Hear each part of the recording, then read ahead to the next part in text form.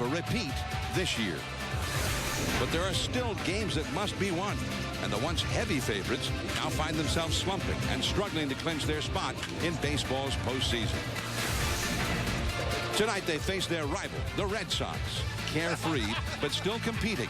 Boston tries to sweep this three-game series from New York and keep their own faint playoff pulse alive.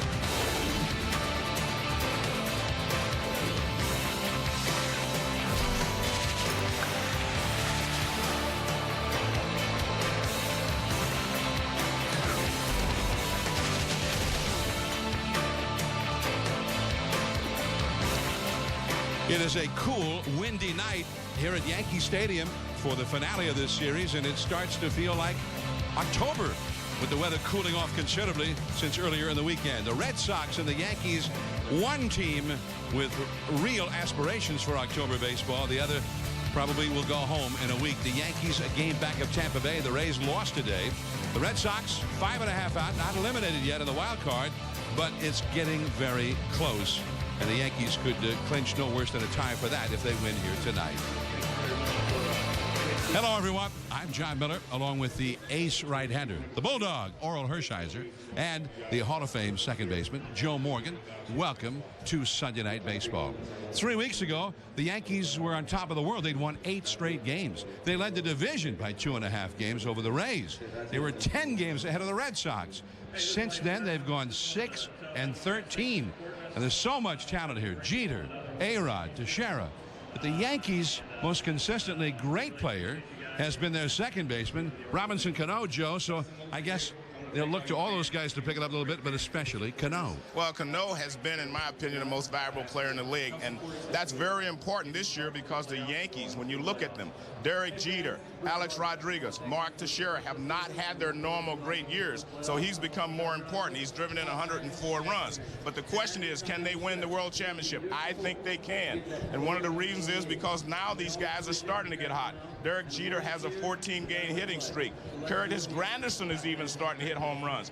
And Alex Rodriguez has hit 3 in his last 5 at-bats. So they are capable, but they're still going to have to be led by MVP Robinson Cano.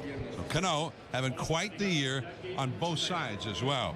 Now, when the day began, the Yankees starter was going to be Dustin Mosley instead of Phil Hughes. But this afternoon, Joe Girardi announced he's changed his mind. He's going to go with the 17-game winner, Hughes, who was originally going to be bypassed. And or they want to keep his innings down, maybe keep him strong for October. But all of a sudden, he's in there anyway. Well, he is in there because the Yankees need a win. 4-game losing streak, possible sweep to Boston. And Phil Hughes, no matter what his innings total is, he needs to pitch for them and pitch well. The last 4 games in this losing streak, you see the starters' numbers, but the innings pitched. Look at the top line. The longest outing, 5 1/3 by CC on Thursday. They need some innings. They've had 17 relief appearances over those 4 games. The bullpen was shot. So Phil Hughes would have been in the bullpen anyway, but now start him because he has been the stopper on this team other than CC. In the 10 starts that he's had following Yankee losses, 8 wins. They need one of those wins tonight. Reduces their magic number to 1 to get into the playoffs. So the Red Sox with a chance to make life miserable for the Yankees and sweep them right here at home. The Yankees have lost these 4 straight games, all at home, and this is their last home game of the regular season. Phil Hughes heading in for the bullpen. Red Sox, Yankees on our final Sunday Night Baseball telecast of the year. First pitch when we come back.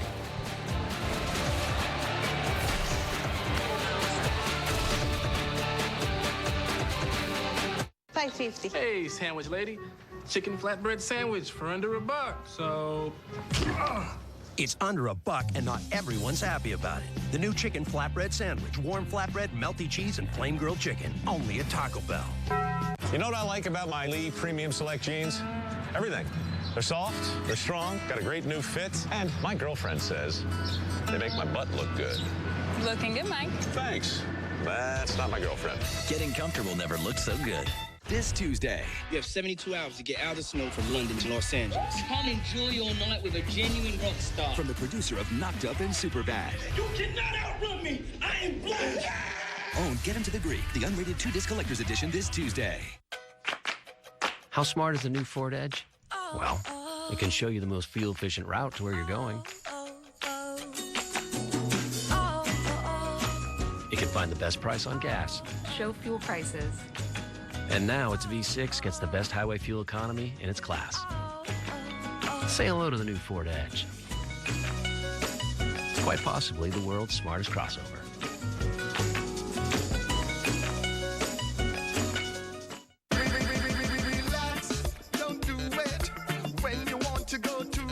Introducing the perfect beer to drink when you're relaxing. Red Stripe Light. Red Stripe beer, Red Stripe Light beer. Red Light beer. Thank you. Thank you. Thank you for giving me. For giving us. The chance to play. To learn. To grow. Thank you. Thank you. Thank you. Thank you for giving me the ability, the skills, the power to grow up and be whatever, anything, everything I want to be, and everything I am today. RBI stands for Reviving Baseball in Inner Cities. But to its thousands of participants across the country, it's so much more than baseball. This is beyond opportunity. This is beyond baseball. While I was away, E-Trade's Techno Magic, thanks Martha, triggered my stop-loss orders, saved me a pant load. How great. Every time I fly, my ears swallow. Upgrade to first-class investing technology at E-Trade. The contrast of infinite black. The clarity of fast-switching phosphors. The smoothness of 600 hertz. All come together to create what CNET calls one of the best 2D TVs they've ever tested. The Viera Full HD 3D TV from Panasonic. Look for retailers offering a bonus 3D Blu-ray player when you buy any Viera 3D TV. At E-Trade, low-cost investing means getting a low price, plus the choice of every ETF, 5-star service, and unmatched trading tools. There's price, there's value. Don't confuse the two. E-Trade. Investing unleashed. ESPN Sunday Night Baseball is presented by Taco Bell. Think outside the bun. And in part by Lee. Getting comfortable never looks so good. Aerial coverage of tonight's game from Yankee Stadium provided by the MetLife Blimp. See how MetLife can provide the coverage you need.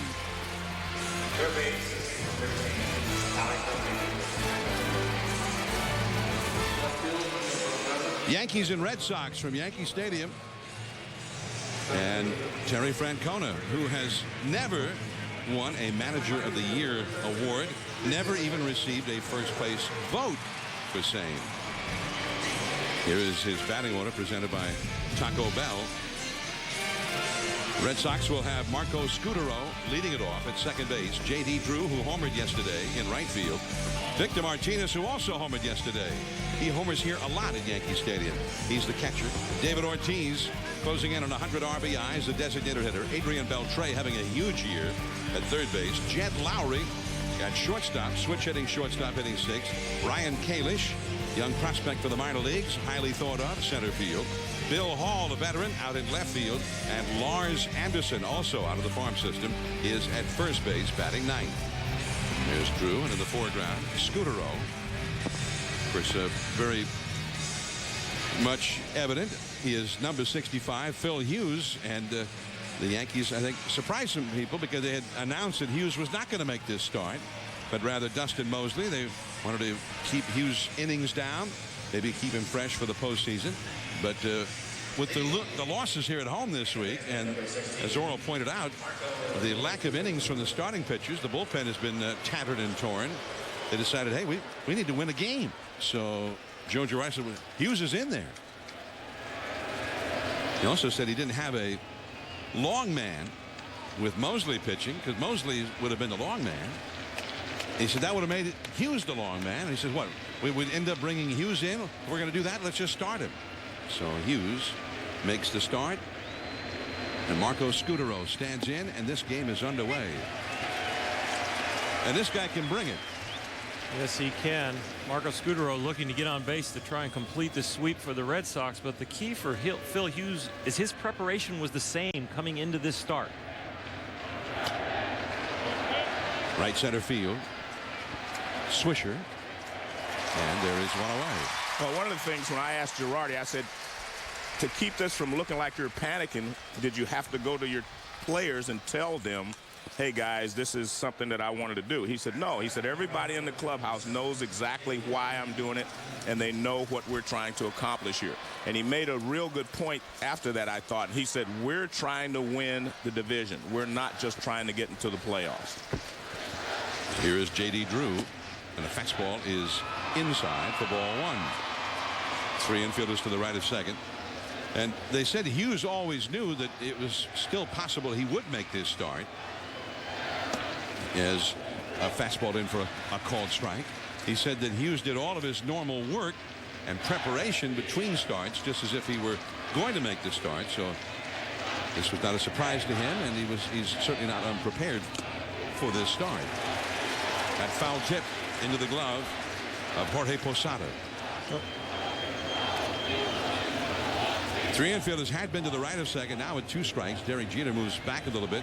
That's short, over to the left side. 1-2 to Drew. Curveball. Struck him out. That was the hammer. That was big, sharp, sweeping breaker. That's the key for Phil Hughes' outing. The curveball is one of the pitches that will keep his pitch count down. He threw 112 against Tampa Bay in his last outing in 6 1/3, but you see how sharp that was. And as much as that ball broke where it started, that will set up his high fastball, and where it finished, that will get a swing and a miss. You know, I was surprised to see him move back over with 2 strikes. Jeter moved back. I don't understand why more teams do not do that. When the hitter's ahead in the count, yeah, he's going to pull it, but a lot of times you may want to play him straight up with 2 strikes because he may slap a ball the other way. It is unusual to see a team actually do that, though. Here, as you say, Victor Martinez, and that is high for ball 1. Martinez, as do a lot of power hitters in particular, likes to hit in this yard. He has hit 8 home runs at the new Yankee Stadium, the most homers by any visiting player. On the outside corner for a strike. 1 ball and 1 strike. Well, from the right side, John, he's phenomenal. I mean, unbelievable. I mean, look at the at-bats. He's had 324 bats batting left-handed with 8 home runs and 145 right-handed with 11 home runs. So from the right side, I would think that if you were late in the ball game, you would not want him to hit right-handed.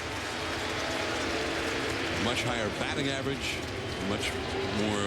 Well, the power is what's important. David Ortiz would be next.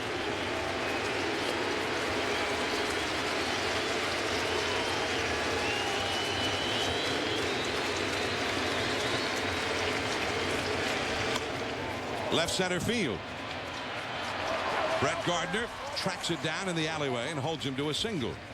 And that's why he's such a good hitter, John. That was a good breaking ball down, and he didn't try to pull it. He went the other way with it, and that's why he is a perennial 300 hitter.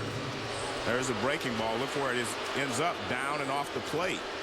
And he just still doesn't try to pull it. Look, he extends out and goes the other way. That's a beautiful swing. Watch, he keeps his hips there and just goes the other way with his upper body.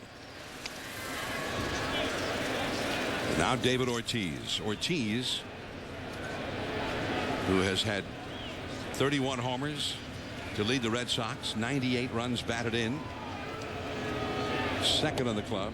He finished last year with 99 RBIs, and he said he didn't think much of it until the season was over, and he realized everybody thinks I had a bad year. I didn't drive in 100.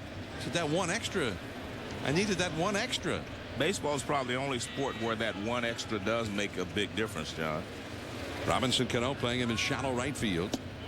And that fastball is in at the knees for a strike. A guy hits 299. They say, well, he's got a good year. If he hits 300, they say he had a great year. That's only 1 more point. He drives in 99. That's a good year. But if he drives in 100, man, he's a stud. So I understand exactly what David Ortiz was talking about. The pitcher the same way. You win 19, right? You get that 20th, you're over that barrier. That cultural barrier that is kind of stamps you as you are one of the best. Change up in there for a strike, and the count is 1 ball and 2 strikes. Well, for the record, let us point out last year, CC Sabathia won 19. This year he's got 20. He won 19 the year before as well. See, I didn't remember that. You're right. No, you're right. 1-2 the count. And a foul back out of play. You know, I talked to David for a long time, as I usually do, because he's one of my favorite players in the game to talk to. And, you know, I get the sense, he didn't say it, but I get the sense that he's not real happy with the fact that, you know, he doesn't have a new contract, and I guess they haven't, you know, started to get serious about it. And he's wondering what he has to do to be, you know, to get a contract. And that's about, well, one thing, the Red Sox do have an option for his services for next year, reportedly at $12 million. So the Red Sox may just say, well, you're already under contract. Well, but according to a player, when you talk to players, that's not the way it goes. I mean, an option is an option. It's not a contract, you know, for the next year. Because they don't pick it up, then he doesn't have one. That's a foul ball. Teixeira was able to get over and get it, but on the foul side of the line. If David Ortiz is not a Red Sox next year, this team will look completely different. And they have a lot of decisions to make around their whole club. But I think this will be one of the biggest ones. Well, I think it's the biggest one. Victor Martinez behind the plate is at first base. But I think also, David Ortiz has proven over the years he's the guy that makes things happen, especially in the late innings. Right field, back goes Swisher. He's waiting for it. Comes in a little bit now. Perhaps the wind even knocked it down. One hit, one left. Daisuke Matsuzaka on the hill for the Red Sox. Jeter coming up. Are you ready for some football? When these two meet, it ain't gonna be pretty. The Bears host a pack in the Windy City. The gallery's ready, so turn up the light. It's a black and blue portrait on display tonight. Ready? Come on and get ready. Are you ready for some football? Let's paint this town and do it up right.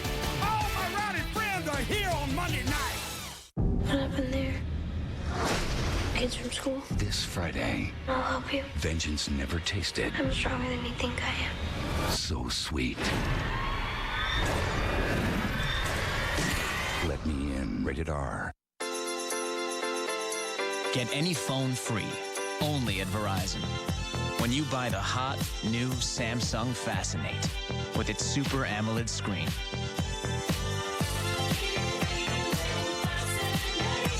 Get a free Samsung Intensity, a free BlackBerry Bold, or any other phone in our lineup. Don't miss out. Offer ends September 30th. Buy a Samsung Fascinate and any other phone is free. Only at Verizon. What happened there? Kids from school? This Friday. I'll help you. Vengeance never tasted. I'm stronger than you think I am. So sweet. Let Me In. Rated R. Derek Jeter ready to lead off for the Yankees here in the last of the first inning. Red Sox nothing. Yankees coming up. And the batting order turned in by manager Joe Girardi, presented by Taco Bell. Jeter at the top. His average still low, but he's been coming up here lately. Nick Swisher in right field having an excellent year. Mark Teixeira, big power numbers, not so much batting average. Alex Rodriguez at third base. Power numbers great. Robinson Cano, strong MVP candidate at second. Jorge Posada, the veteran catcher. Lance Berkman, the former Astro, the designated hitter. Curtis Granderson, 7 homers his last 10 games. Center field, and the speedy Brett Gardner in left field, batting ninth. Daisuke Matsuzaka on the mound as Jeter heads to the plate. And Daisuke can be tough to hit, but he can take a while to throw a pitch. Yeah, Daisuke is rough in the first inning too. 7.83 is ERA in the first inning, and one of the things I think is a challenge for him is not exposing his whole repertoire as he tries to get through the first inning so he can go deeper into the game. But the thing I would look at most of all is his rhythm and his pace. It's too slow for me. So Daisuke Matsuzaka to Derek Jeter. Just that little hip swivel, and that is a fastball for a strike. He's got that hesitation in the middle of his delivery, and then he also kind of jiggles his hips a little bit while he's hesitating. Jeter 267 for the year, but he's had at least a hit in each of his last 14 games and has hit 322 in that stretch. Did some work on the side with some extra work on the side with hitting instructor Kevin Long, and they feel that has paid dividends for Jeter.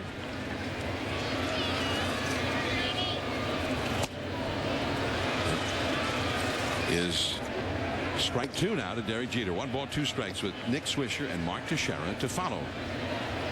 Yankees are really struggling, and they've had their times this year where they weren't playing as well as at other times, but this now is going on for 3 weeks and 4 straight losses at home. And there's the hard slider down and away. Well, sometimes when you're a veteran team as the Yankees are, and these guys have been through the wars so many times, you get to a certain point and you feel like, well, we're going to get to the playoffs. And it's not a conscious effort that you start to slow down, but a lot of times you do. 2-2 the count. On the inside corner, strike 3 called. 99th time this year Jeter has struck out. What I really like about this at bat for Dice K is the fact that he only threw 1 breaking ball. Derek Jeter helped him out on a swing to get the 2nd strike. But the last pitch, he goes to his fastball and he actually hits his target. The K-zone disagrees. But with 2 strikes, Joe and I have talked about it most of the year, a lot of times you need to swing the bat when you get a pitch that close. Jeter, .317 lifetime average before this year. And he's in the midst of his worst season as a big leaguer. Here's Nick Swisher. At least for batting, his defense has been pretty good. Nick Swisher hitting .348 in this homestand. Most Yankees have not been hitting that well on the homestand as they've been on this losing streak. A pop fly, and there's Bill Hall. 2 down. Now, the thing with Dice K that I see so far, here he is in the 1st inning. He struggled in the 1st inning this year, but he is trying to pound the strike zone with his fastball, establishing 1 pitch and then pitching away from that. I think tonight, right now, trying to get on the beam, the 7.83 in the 1st inning. And the other thing, the other streak he has working is 4 earned runs in 7 consecutive starts. He has just not pitched well. But right now, living with the fastball, John and Joe, and I really think that's what you need to establish. He's capable of throwing 6, 7 types of pitches, but establish one of them and pitch off of it. Mark Teixeira, he had 2 home runs here in the Friday night game. Got the inside with that fastball. 1-1 to Teixeira. From a hitter's perspective, every great pitcher I've ever seen worked off the fastball. Whether it be a sinking fastball or a riding fastball, they all worked off of that pitch. And it's a ball and 2 strikes to Teixeira, hitting only .254. We're used to seeing his average up around 300 with all the power. Well, it's even worse than that, John. In the last 19 ball games, he's hitting less than that. He's 10 for his last 68. He's hitting 147. That is strike 3 called. A slider snaps in there, and a very strong 1st inning for Daisuke. Only 11 pitches and out. No score. On to the 2nd. Adrian Beltre coming up.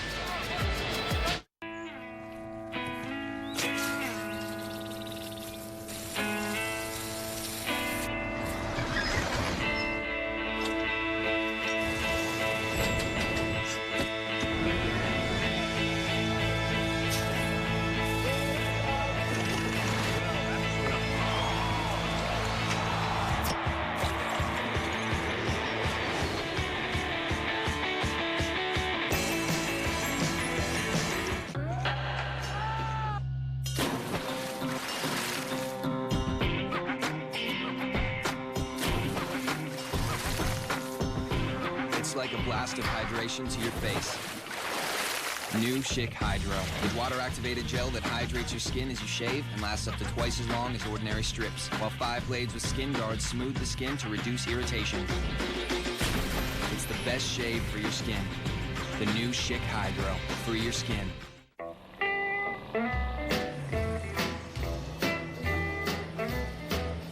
You're at the age where you don't get thrown by curveballs. This is the age of knowing how to get things done. So, why would you let something like erectile dysfunction get in your way? Isn't it time you talk to your doctor about Viagra? 20 million men already have. With every age comes responsibility. Ask your doctor if your heart is healthy enough for sex. Do not take Viagra if you take nitrates for chest pain, as it may cause an unsafe drop in blood pressure. Side effects may include headache, flushing, upset stomach, and abnormal vision. To avoid long-term injury, seek immediate medical help for an erection lasting more than 4 hours. Stop taking Viagra and call your doctor right away if you experience a sudden decrease or loss in vision or hearing.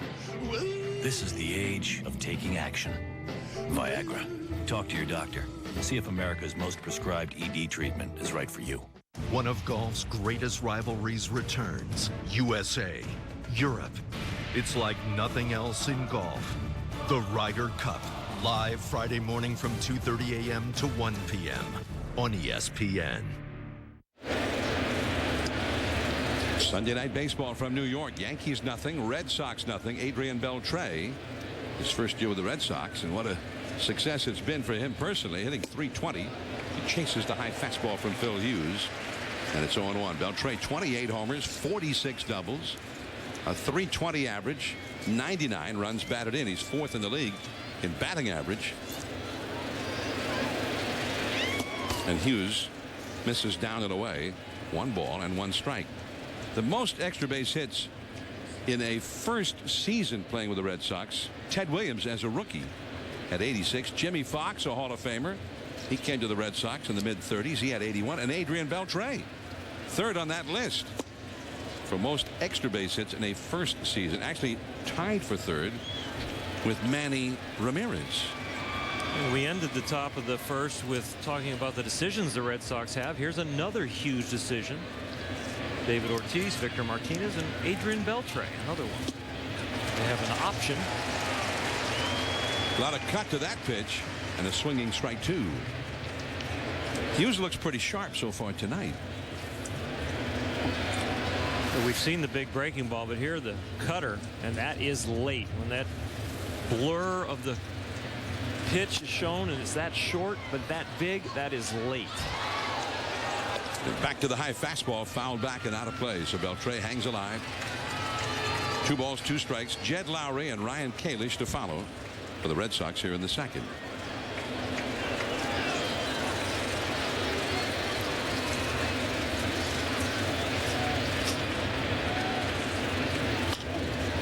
Jeter from the hole sets himself. 1 away. Let's go to the studio now to Mike Yam and a Baseball Tonight update. All right, John. Well, the Tampa Bay Rays taking on the Seattle Mariners in the 6th inning. Josh Wilson sending this one over the fence and left. His first home run since May 9th. It's timely. The Rays, they lose, and with that loss, the Yankees now just 1 game back. And James Shields continues to struggle here in the month of September. His record now drops down to 13-14. His ERA above 5. Lowry in right center to Swisher. 2 down. In the American League East, the Tampa Bay Rays with a 1-game lead over the Yankees. And they have the best record in the majors right now. Twins have lost a couple of games since clinching. But the Rays are also only 12-11 in September. They could have built up a very big lead over the Yankees for first place. The Yankees are well ahead of the Red Sox, 5.5 in the wild card. But they have lost 13 of their last 19 games. If the Red Sox win tonight, they would be 4.5 games out, which is not to say, therefore, they're right in it. On the other hand, they have 3 games head-to-head with the Yankees next weekend at Fenway. This is do or die for the Red Sox, and it's a big game for the Yankees. This is not just some throwaway regular season game for the Yankees to get themselves in order. They made that decision when they went to Phil Hughes tonight. And the Red Sox, they're playing for a chance to get to the playoffs, a long shot. Kalish, the rookie, that one carrying well, and Granderson runs it down out in deep center. 3 up, 3 down against Hughes. A-Rod coming up. Then Robinson Cano, Jorge Posada, 0-0. Dear Focus, be careful out there. As you know, we have more standard safety features than you. 10 airbags, daytime running lamps, OnStar automatic crash response. In case you didn't see it, that's probably why MSN Autos called the Cruze the class of its class right now. That seems pretty clear, doesn't it? The all-new Chevrolet Cruze, starting under $17,000. Get used to more. I'm not a sit-still kind of person. I'm adventurous, and that just is who I am. For me, it's about the laughing and the joy of being in the moment. Sporting events are exciting. You jump and cheer and shout. You can't ever repeat a playoff game. I use Blueprint for my season tickets, so I will, in fact, have them paid off before I even go to the first game. With Blueprint, I feel much more responsible in how I spend my money. With Blueprint on her Slate card, Lisa designed a plan to save money on interest. Does your credit card have Blueprint?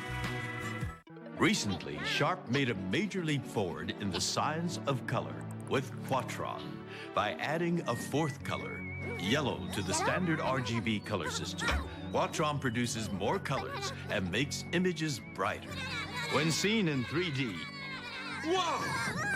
Quatron makes TV so realistic, you won't believe your eyes. Aquos Quatron 3D from Sharp. You have to see it to see it. I think everybody's interested in saving money. It's just making yourself do it. Sometimes we're just complacent. Because we're afraid of change. The fact that Vonage does not require an annual contract, I'm definitely going to make the switch. No contracts with Vonage sounds like how business should be done. What more can you ask for?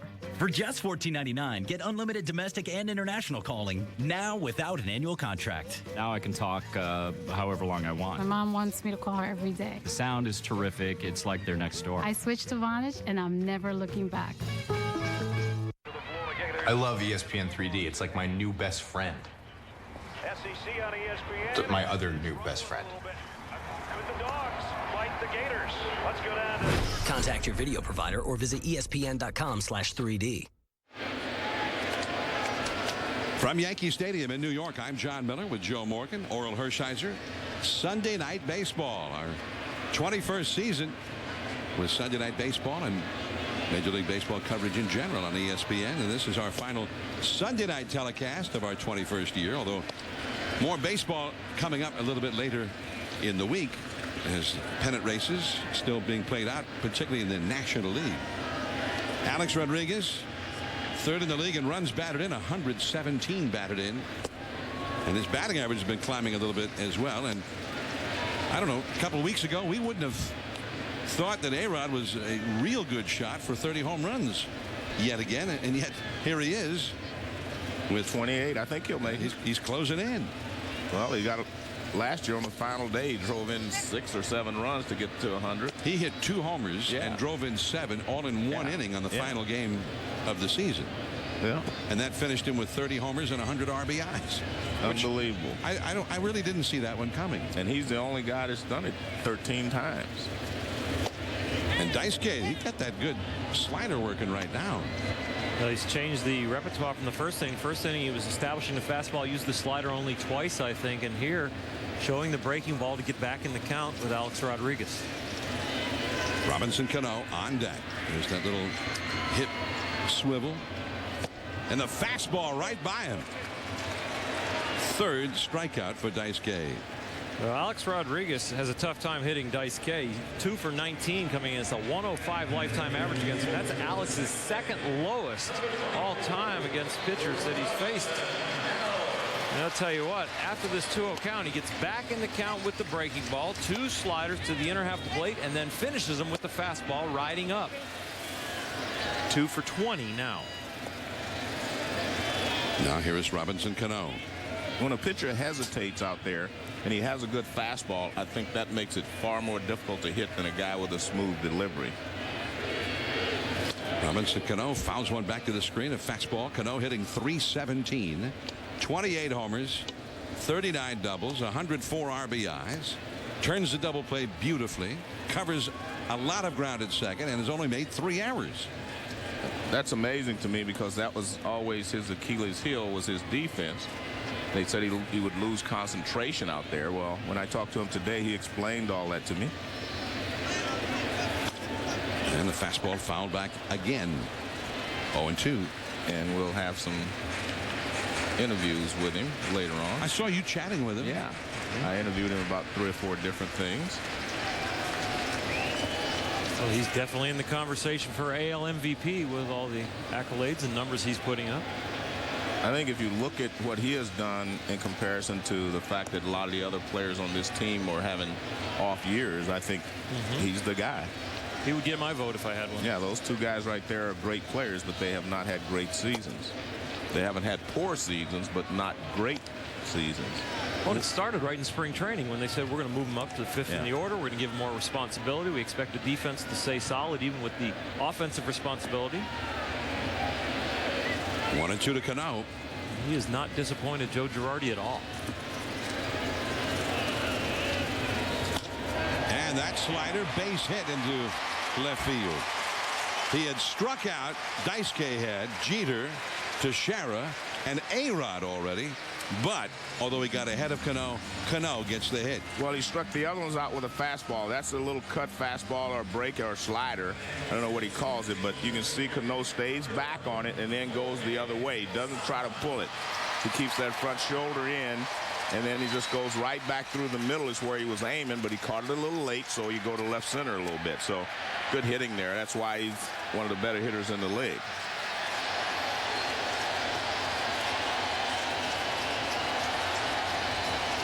And got some, as always, here at Yankee Stadium, fans doing the hip hip Jorge cheer. Switch hitter. And it's ball one. Posada hitting .257, 18 homers, 57 runs batted in, 5 for his last 19. The OPS still pretty good, especially for a catcher who's been around as long as Posada's been around. Still a guy who can hurt you with the bat. Daisuke from the stretch. Cano at first, a short lead.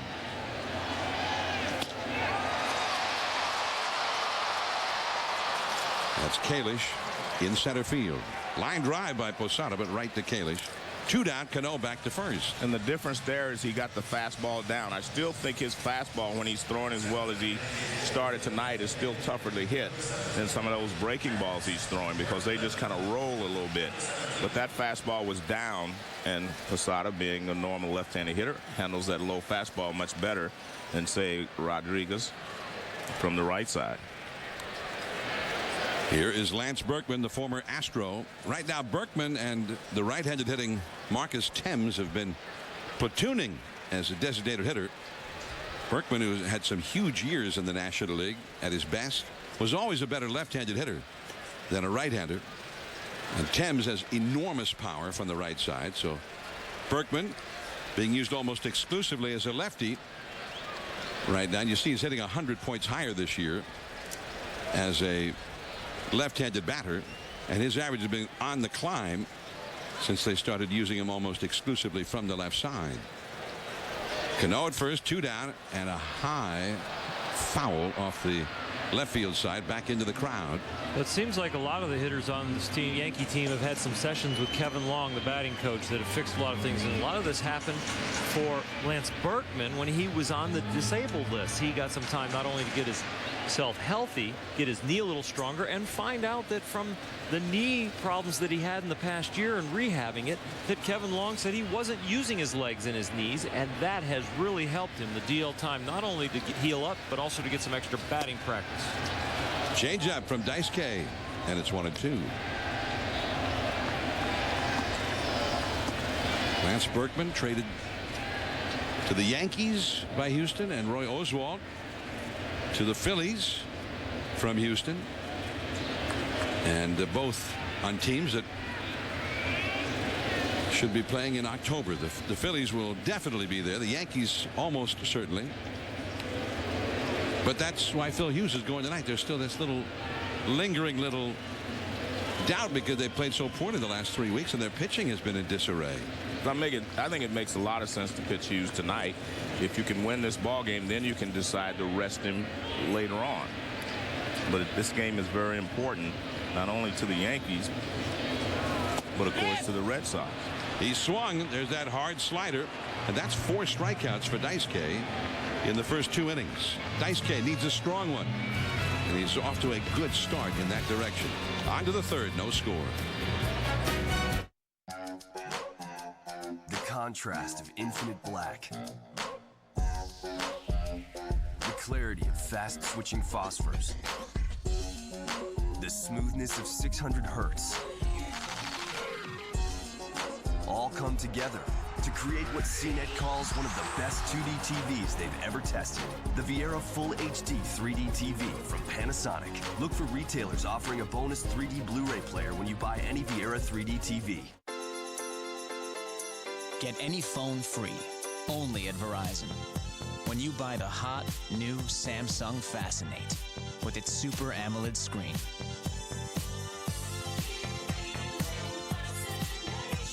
Get a free Samsung Intensity, a free BlackBerry Bold, or any other phone in our lineup. Don't miss out. Offer ends September 30th. Buy a Samsung Fascinate and any other phone is free. Only at Verizon. Critics everywhere agree. If we get jammed up, we'll hold them court on the street. The Town is one of the best films of the year. It's Heat meets The Departed. And now it's the #1 movie in America. The Town. Rated R. Now playing. Take care of your engine, and it'll go far. One way I can take care of my engine, One-A-Day Men's, a complete multivitamin for my overall health. Plus, now it supports my heart health and helps maintain healthy blood pressure. Whoa. Gotta makes your heart race, huh? Hi, I'm Mike Ham with his Baseball Tonight update. Earlier this afternoon, the Giants and Rockies in action. And Matt Cain, his 12th career complete game, had a no-hitter through 7 1/3 innings. Some other action from that NL West. Well, the Padres, they lost 12-2. And keep in mind, that Giants win is big. It puts them a half game up in the NL West. The Braves, they get dropped by the Nationals. They struggled in this game offensively. John, back to you. All right, thanks. And the Wild Wild West. The Giants go home for the rest of the season now. And the Padres are home with the Chicago Cubs coming in. And then they will finish in San Francisco next weekend. And the Padres with that half-game lead over Atlanta in the wild card division. And the Rockies, who lost 2 out of 3 to the Giants, and they had lost 4 in a row on the road before they got home, and so they have faded big time, although not completely out of it just yet. Bill Hall, and he takes a fastball in there for a strike. Bill Hall has played a lot more, I think, than people thought he would with all of the injury problems. He's a very versatile player, can play the infield and the outfield. Red Sox have had a lot of call for his services this year, and Hall has 18 home runs in 327 at bats, and you see all the places he started. And I think the places he started the most is where the Red Sox expected he'd start the least, in the outfield. But the outfield has been decimated with the injuries for almost the entire season to Jacoby Ellsbury, most of the season for Mike Cameron. J.D. Drew has played in 134 games for them, so he's missed some time as well. And Hall has been the guy playing all over the place. Well, obviously, he's doing what's best for the team by playing in the outfield, but he still thinks of himself as an infielder. And he said his favorite spot is second base. He'd love to play, he likes to play second base. So, but obviously, if you're going to stay with the Red Sox and Pedroia, you're not going to play a lot of second base. 19 different Red Sox have been on the disabled list this year, including 9 former or current All-Stars. 6 opening day starters in their lineup have spent time on the disabled list. Well, the Phillies had a similar type situation. A lot of their guys were hurt, but the difference is they got their guys back for the stretch runs. Chase Utley was out. Rollins is still out, but he came back for a while. But they were out for a long period of time, but they were able to come back and play before the season's over. And Pedroia, of course, out for the season, and Euclid's out. And Cameron and Jacoby Ellsbury. So really, all things considered, for the Red Sox to have as good a record as they do, I think means a lot of nice work by Francona, and that ball not caught, and Hall to second, and he'll stop there as Swisher had to go chase it. He thought he could make the dive and make the catch, and he ended up missing it. Well, Swisher's had a bad knee for a while, and he sat out a few ball games, but you could tell when the way he was running, he wasn't at full speed here, but he's got a bad left knee. You can see him hobbling coming in, and he makes the dive. Gives it a great effort, but he just can't quite get there. There's no spring in the legs right there when you see those first steps, and there's no real burst of speed. He's just trying to stride it out right from the beginning. Wincing a little bit right there. His left knee been giving him a lot of trouble. And another area of concern for the Yankees. Sharp curveball from Phil Hughes, too low to Lars Anderson.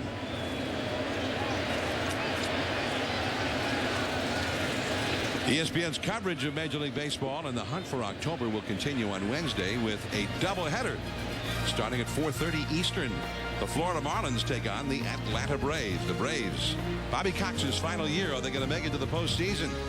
They're a half game out of the wild card right now. Then at 10 Eastern on Wednesday night, the Arizona Diamondbacks in San Francisco up against the Giants.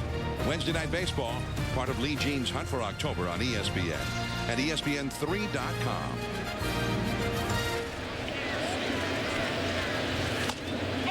Lars Anderson hits a foul down off his foot. Anderson, another prospect up from the Red Sox farm system. Getting a look at him here in September. There's a lot of talk, John, that some of these young guys, Kalich, of course, is the one they think is going to be the best. And then you have Anderson.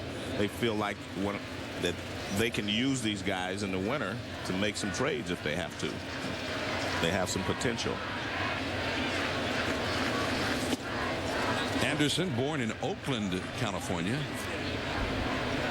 And he's just turned 23. I actually know where that is. You've been there? Yeah, I've been there. Lived there most of my life. It's great for the Red Sox and the rest of Major League Baseball to see these young guys up here. Not great for the Red Sox that they're playing. They'd rather have their starters out there, but to see what they have, see what their future may hold. A lot easier to evaluate players at the big league level in the triple-decker stadiums with the big lights. See Kalich there, getting a lot of at-bats, making an impact. I know the Red Sox, are getting a look, like you say, of these young players, but I still have to question what happened this year. I still feel like maybe they should have gone out when they felt like Youkilis wasn't coming back, Pedroia wasn't coming back, that they could have gone out and brought in some Major League players to replace some of these guys. Cameron out, Jacoby Ellsbury. They made a decision, and there's nothing wrong with that. It's up to them to make the decision. They made a decision that they were going to go with the young players from the minor leagues, but now they're not going to make the playoffs more than likely. I feel like if they would have brought in some Major League players to take up the slack, they may have had a chance. 2-2 the count to Anderson. Granderson in center field. Tagging is Hall, and he'll move over to third. So Lars Anderson hits it deep enough into the outfield that Hall moves over to third. So that's a productive out for Lars Anderson. And I think, Joe, I think you're a little bit right. I think that the fact that Boston almost gave up on the season maybe a little early, and the Yankees took things for granted a little early, and now we've got the coin is kind of flipped on both of them. The Yankees need a win, and then Boston is like, wow, we really could have had a shot. I think that I have to feel like they're thinking that now. Yeah. Because, look, at one point they had a big payroll. They said, we're not going to add to it. I understand that. You make those decisions. But I also feel like you've already invested a lot of money into this team. You have to protect that investment. And I'm not so sure they did. I'm not, it's not my money, so it's easy for me to say that.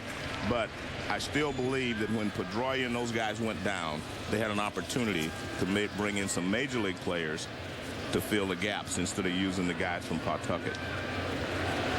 They lost their leadoff man, Ellsbury, who only played 18 games the whole year. Pedroia, generally the number 2 hitter in the order, who played 75 games. That's a foul out of play by the leadoff man, Marco Scutaro, with a runner at third in a scoreless game. Kevin Youkilis, either the 3rd or 4th place hitter. Correct. Only played 102 games. Victor Martinez also went down at one point. In fact, the game after Pedroia broke his foot, there was a broken toe on the foot for Victor Martinez as well. But if you knew they were not coming back, that's my point. Marco Scutaro and Phil Hughes made short work of him. 2 down. You know, you talk about the Red Sox and maybe possibly giving up on the season, not adding major league players. When you have a rotation that the Red Sox have with Beckett, Lester, Lackey, Buchholz, and Matsuzaka, and you think, what can these guys reel off? And then you don't anticipate Tampa Bay and the Yankees going through their little spins. You know, Tampa Bay, September, barely over 500. The Yankees in their last 19, they lose 13. They did not expect this kind of current in the American League East. Well, I agree, but look, you make decisions. Sometimes they work, sometimes they do not. Exactly. I mean, so they made a decision. I'm sure they knew what they were doing. They made that decision that they were not going to replace those players, and they're going to ultimately pay the price by not being in the playoffs unless something dramatically happens to the Yankees in the next week or so. There was a long period of time where they thought maybe Pedroia would come back for the last, 6 weeks or so of the season, and he tried to come back, and almost immediately they realized that it just wasn't going to work. Well, early in his rehab, he even got out in front of what the doctors wanted him to do, and I'm not sure that cost him. And the fact that just the injury to his foot just did not get better. J.D. Drew, the hitter, with a runner at third and 2 down. There's Pedroia. He finally had the surgery for the injury, which definitely put him out for the rest of the year. But he stayed with the ball club, puts the uniform on. That's a called strike. He got the low strike.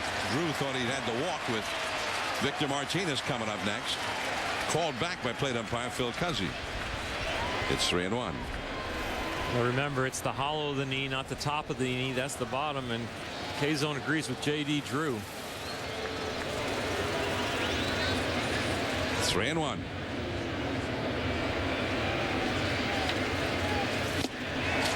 Right by him. 3-2. Hughes has been able to power that fastball by a few hitters. The thing I like about this outing for Phil Hughes is this is an adrenaline outing. This is an outing where you have to be the stopper. The Yankees have lost 4 in a row. And remember, when he grew into the pitcher that we think he is, that made an all-star this year, it was because of the bullpen, adrenaline, and being aggressive. And that's what this outing lends itself to. Runner at third, 2 down. 3-2 the count. And he almost hit him. Definitely walked him. And 2 men are on for Victor Martinez. So Phil Hughes in a little bit of a jam now. Martinez homered yesterday and has hit 8 home runs in the 2 years of new Yankee Stadium. There's Bill Hall, who led off the inning with a double. And now Drew takes up at first. The first walk allowed by Phil Hughes. Hughes has been great for the Yankees this year after they've lost a game, which they did, of course, the last 4 days. He's 8-0 when he's been the starter after they lost.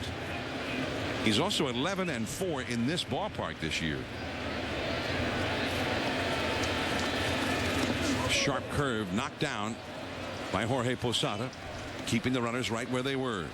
Well, interesting, you have a veteran catcher behind the plate calling a curveball on the first pitch here with first and third 2 out. Remember, Victor Martinez got a hit on a curveball's last at bat. So catcher versus catcher, young pitcher on the mound at 24. We're not going to throw. You go right to the fastball and go opposite. We're going to throw the pitch that you got a hit on. They think maybe he's sitting on the fastball because he got a hit in the curveball with men in scoring position. No, we'll go back with the curveball. We still got confidence in it. The big hitters up right now for the Red Sox. Victor Martinez, Big Papi, David Ortiz on deck. Fastball, base hit. Well, it appeared that he was sitting on that fastball, and it is 1-0. And just back to the bag, J.D. Drew. Swisher threw behind Drew at second with Jeter right there. And Jeter pleaded with Jerry Crawford for the call. He thought he got him. All right, 2 things that happened there. You've got the hole over on the right side. And if you're Martinez, you're looking for something that you can pull. Now, he pulled the fastball, but I think he could have also pulled the curveball. The last time he hit the curveball to left center, there were 2 strikes. There's a little different there with 2 strikes. See, there's the hole on the right side. He's looking for anything that he can pull through there. You look fastball first, and then you can work off that, the curveball, and you see the close play at second base. But I still thought he was safe at second. J.D. Drew just relaxing, going around the bag. Man, he fell asleep. It was almost like that deke play you see at third where the third baseman is deking the runner like no throw is coming, and Jeter did a nice casual loop to the inside part of second base, and then he knew the ball was going to second base right there, but he didn't want to show until the last second. Well, that's what they're doing, though. They're pitching backwards, so to speak. David Ortiz just missed the fastball last time, and just barely. So what does he do? He comes back with a fastball again. So another smart pitch there. Ortiz, as far as pitch selection. He hit a fly ball to right field. Change up. Strike 2 call. 1-0. The Red Sox have gone ahead on the RBI single by Victor Martinez. A chance to score more here.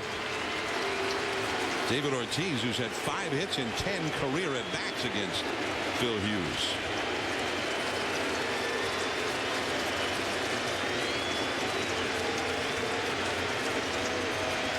Three infielders to the right of second. Way late on that fastball.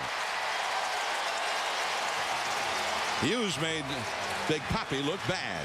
2 men stranded, but the Red Sox get a run. Curtis Granderson coming up, and the Yankees, who've lost 4 in a row, are trailing.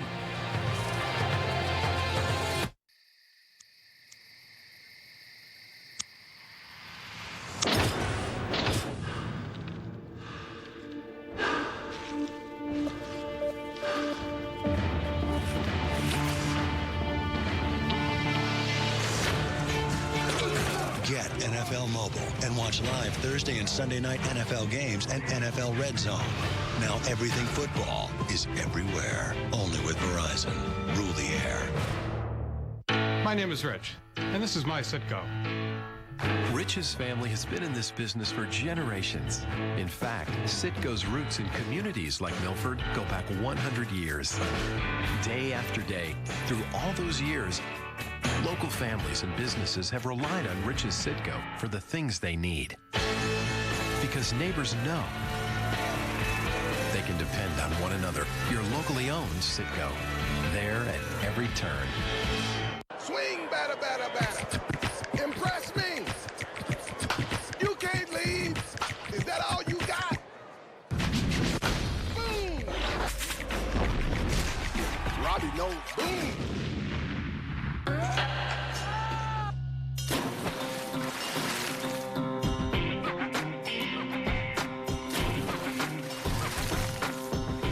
It's like a blast of hydration to your face.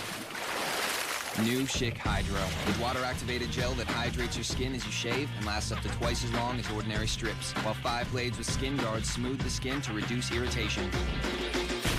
It's the best shave for your skin. The new Schick Hydro, free your skin. ESPN Sunday Night Baseball, presented by Taco Bell, is brought to you by One A Day Men's, the official multivitamin of MLB, specially formulated for men.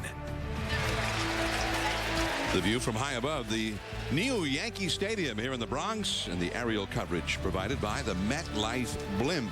MetLife provides the unique protection you need for today's most important ifs in your life. I'm John Miller with Joe Morgan and Oral Hershiser.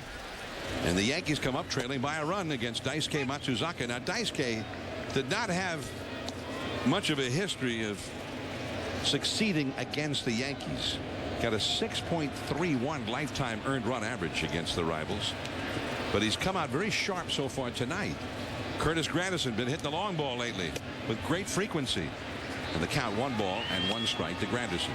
What I like most about Daisuke tonight is he's only using really his fastball and his slider. And when you are jack of all trades, master of none, which are a lot of his outings, compared to really bearing down on a couple, 2-3 pitches and becoming an expert, that's what.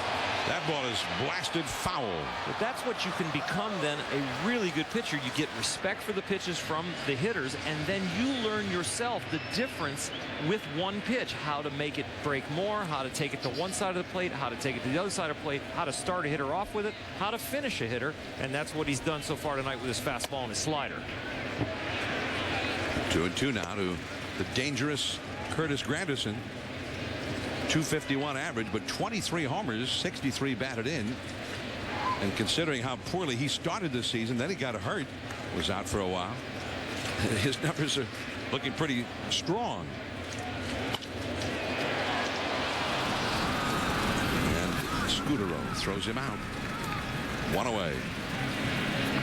And what I mean by these sliders that I'm watching with him, you know, we've seen him use the fastball establisher, but then the slider has been a pitch. Back door to a lefty to Teixeira, front door to Alex Rodriguez, a righty, and then a finish pitch to Berkman where he started it low and finished it. Stick with a few pitches, establish them, gain respect. Then when those pitches start to lose their edge because you get tired, you get to your 80th pitch, you have the rest of your repertoire to surprise the hitter with instead of something they've already seen. After the hip swivel, here's Brett Gardner, fastball very high. So he does have a huge variety of pitches. Fastball, cutter, slider, changeup. Exactly. Even a little curveball. And he'll throw the 4-seam fastball and the 2-seam fastball. That fastball is up and away to Brett Gardner, 2-0. I'd love to hear Joe's perspective on it, because as a pitcher, I always wanted to establish something. You talked about the fastball and great pitchers establishing that, but when you faced the guy that had 5-6 pitches, what was your thoughts? Well, I didn't really worry about numbers 3 and 4 pitches until we got deeper into the count. The first pitch, I was looking for something hard or soft, not in between. For instance, you look for something hard, whether that be a fastball or a slider or a cut fastball. That's a hard pitch. And then the other slow pitches, obviously, are curveballs, changeups, and the other trick pitches, the gyro ball and all that he throws. But I wouldn't look for any of that until after I got deeper in the count. Got the high strike. So it's 3-1 now to Brett Gardner. No walks so far by Daisuke. The walk is one of his signatures. That's news. 4.35 for every 9 innings. It's second in, to Scott Kazmir?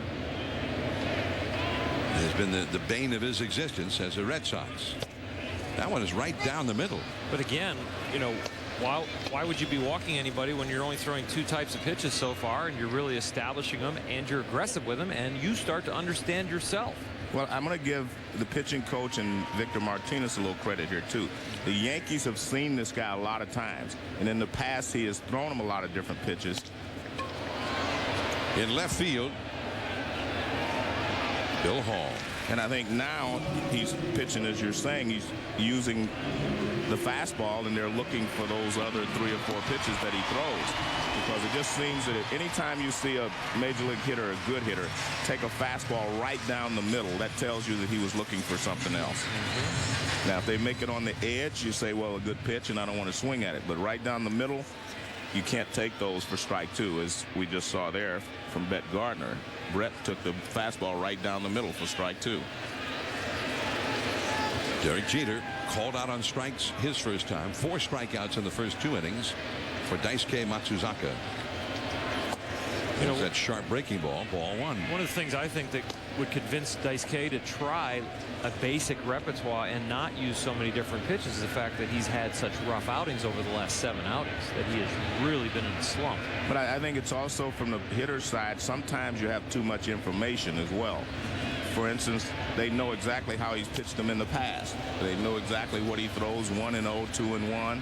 And sometimes you have that information in the back of your mind, and he throws the opposite, so you take the fastball right down the middle, as we saw Brett Gardner take. Again, I think they're looking for other pitches because of the history that they have with him and how he's pitched them in the past.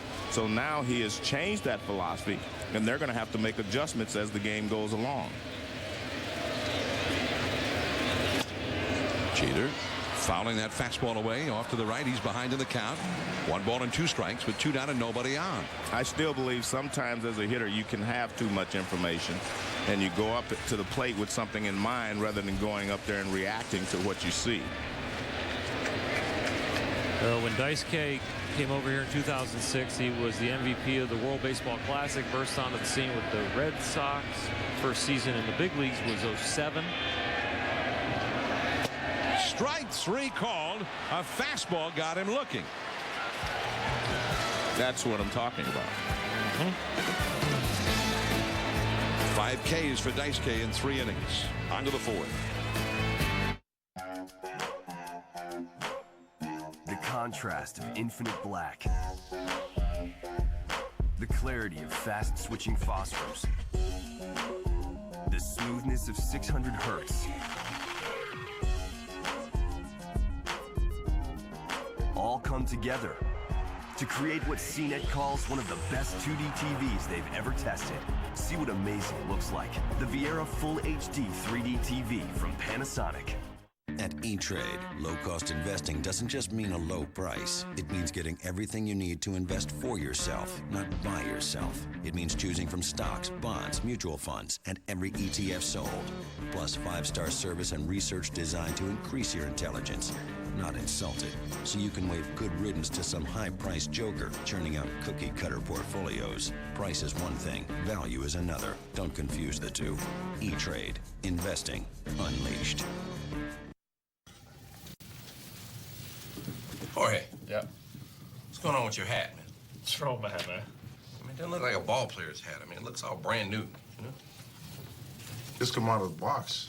I'm a catcher, man. I never had to wear that thing. You gotta break this thing in. Hey, Wally. Wally. Hey, it's not what you think.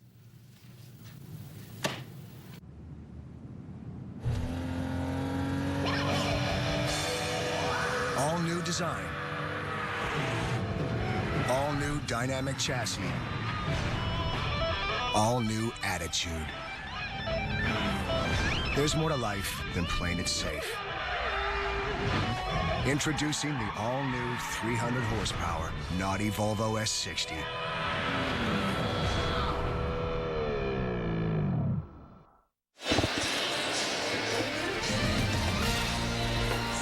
Yankee Stadium, New York. ESPN Sunday Night Baseball presented by Taco Bell. And we head into the 4th inning. Phil Hughes made the start. If you weren't with us earlier, Hughes was scheduled to be bypassed to keep his innings count down. But when we got to the ballpark, Joe Girardi announced that Hughes, in fact, was going to make the start because the Yankees not only have been losing, they need a win. They haven't clinched anything yet. And the bullpen has been battered and abused in the last few days. Nobody's gone deep into a game.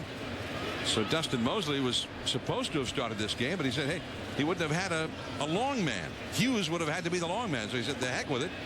Hughes has won 17 games. They need a win. They're trying to get themselves into the postseason. So Hughes made the start. He's allowed 1 run and 3 hits so far. That foul ball got a piece of Jorge Posada. Joe Girardi, Yankee manager, out there with Georgie as they try to let him shake it off here. John, I think there's another way to look at the Hughes situation as well. He's a young pitcher, and young pitchers have a tougher time laying off for like 11 days and then trying to come back and pick up where they left off. Young pitchers need to pitch, a lot and stay in rotation, keep their rhythm. I think it's easier for a veteran pitcher to lay off for a while and come back and be sharp. So I think that had to enter into it as well. And Hughes has not done well when he's had extra time between starts this year. Oh, as I say that, there's a number. Yeah, he had 9 days between starts when he faced Seattle, and he got shelled in that game. Adrian Beltre with a count of 1-1. And a high pop-up. Robinson Cano. The wind blowing that one over toward first base. And there is one away. And Joe Morgan, a longtime second baseman, a Hall of Fame second baseman, chatted with Robinson Cano earlier before the game. You've always been a great offensive player. What has been the big change in you defensively? You've only got 3 errors this year. I would say it's a big concentration that I have, that I work in the whole season with my dad too. So we're gonna, work on the routine ground ball, because that's what I've been having problem before. And my dad always said, if you make the routine ground ball, the other one's gonna be easier. And that's what I concentrated from the beginning, starting spin training, and he's been working really good. Well, the one thing that they always said about him was he would lose his concentration out there, and what he just said on routine ground ball, meaning balls hit right near him, he would just relax and maybe make an error on those, make a mistake. But now his concentration's so much better, and I mean, he's made some plays this year that just amazes me. I was watching on TV one day, and he made a play behind second base, and I don't think I've seen a second baseman make a play like that. He went behind the bag, got it, and then fired to first base, running the other way. So amazing plays that he has made so far this season. Well, and we've seen him make extraordinary plays in the past. We knew he had great range, great arm, the ability to do that, but he somehow was just not consistently making plays. I always believe, John, and the guys say, well, he can hit, but he doesn't feel well. I don't believe in that. I believe that if you're a good hitter, you have to have good hand-eye coordination and good hands. So therefore, you should be able to play defense if you can concentrate. This is the play I was talking about. Now watch how great this play is behind second base. He's running toward left center field, throws back across his body with something on it. I mean, that's just an amazing play for a second baseman. That was a road game in early June, and one of the great plays of the year is Phil Hughes strikes out Jed Lowry with the big hook, his 4th strikeout. Most second basemen running that way need a cutoff man. I mean, if you're running away from where you're throwing and just you can't get your body behind it, you can't get anything on it, it's just arm strength. And he snaps it, he gets rid of the ball so quickly with something on it that it's just amazing to me. When you talk about becoming a master like he has this year, and he talked about just the basics is what drove him there. You think about golf, the 3-foot putt is how you become a great putter. You think about basketball, shooting free throws is how you become a great shooter. Even in pitching, learn the fastball away. That's all you learn. You start to become a great pitcher. And I think his dad and himself working on just the basic ground ball was a great tip. 0-1 the count, and that cutter up and in to Ryan Kalish, the rookie center fielder. He hit a deep fly ball to center field his first time. 1-0, Boston ahead. Victor Martinez with an RBI single with 2 down in the 3rd. Kerr, the big dropping curve is low. 2-1 the count. 2 down, nobody on. Phil Hughes, 17 wins this year, 17-8. Had only thrown 169 innings coming into this ball game. And Phil Hughes, I got it. He got it. Why not? In 60 seconds, we will chat with Terry Francona, Red Sox manager, from the dugout. Back with Tito in 60. I hope you're ready.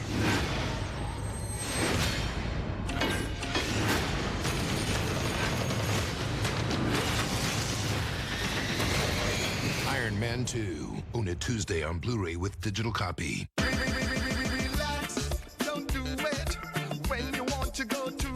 Introducing the perfect beer to drink when you're relaxing. Red Stripe Light. Red Stripe beer. Red Stripe Light beer. Red Light beer.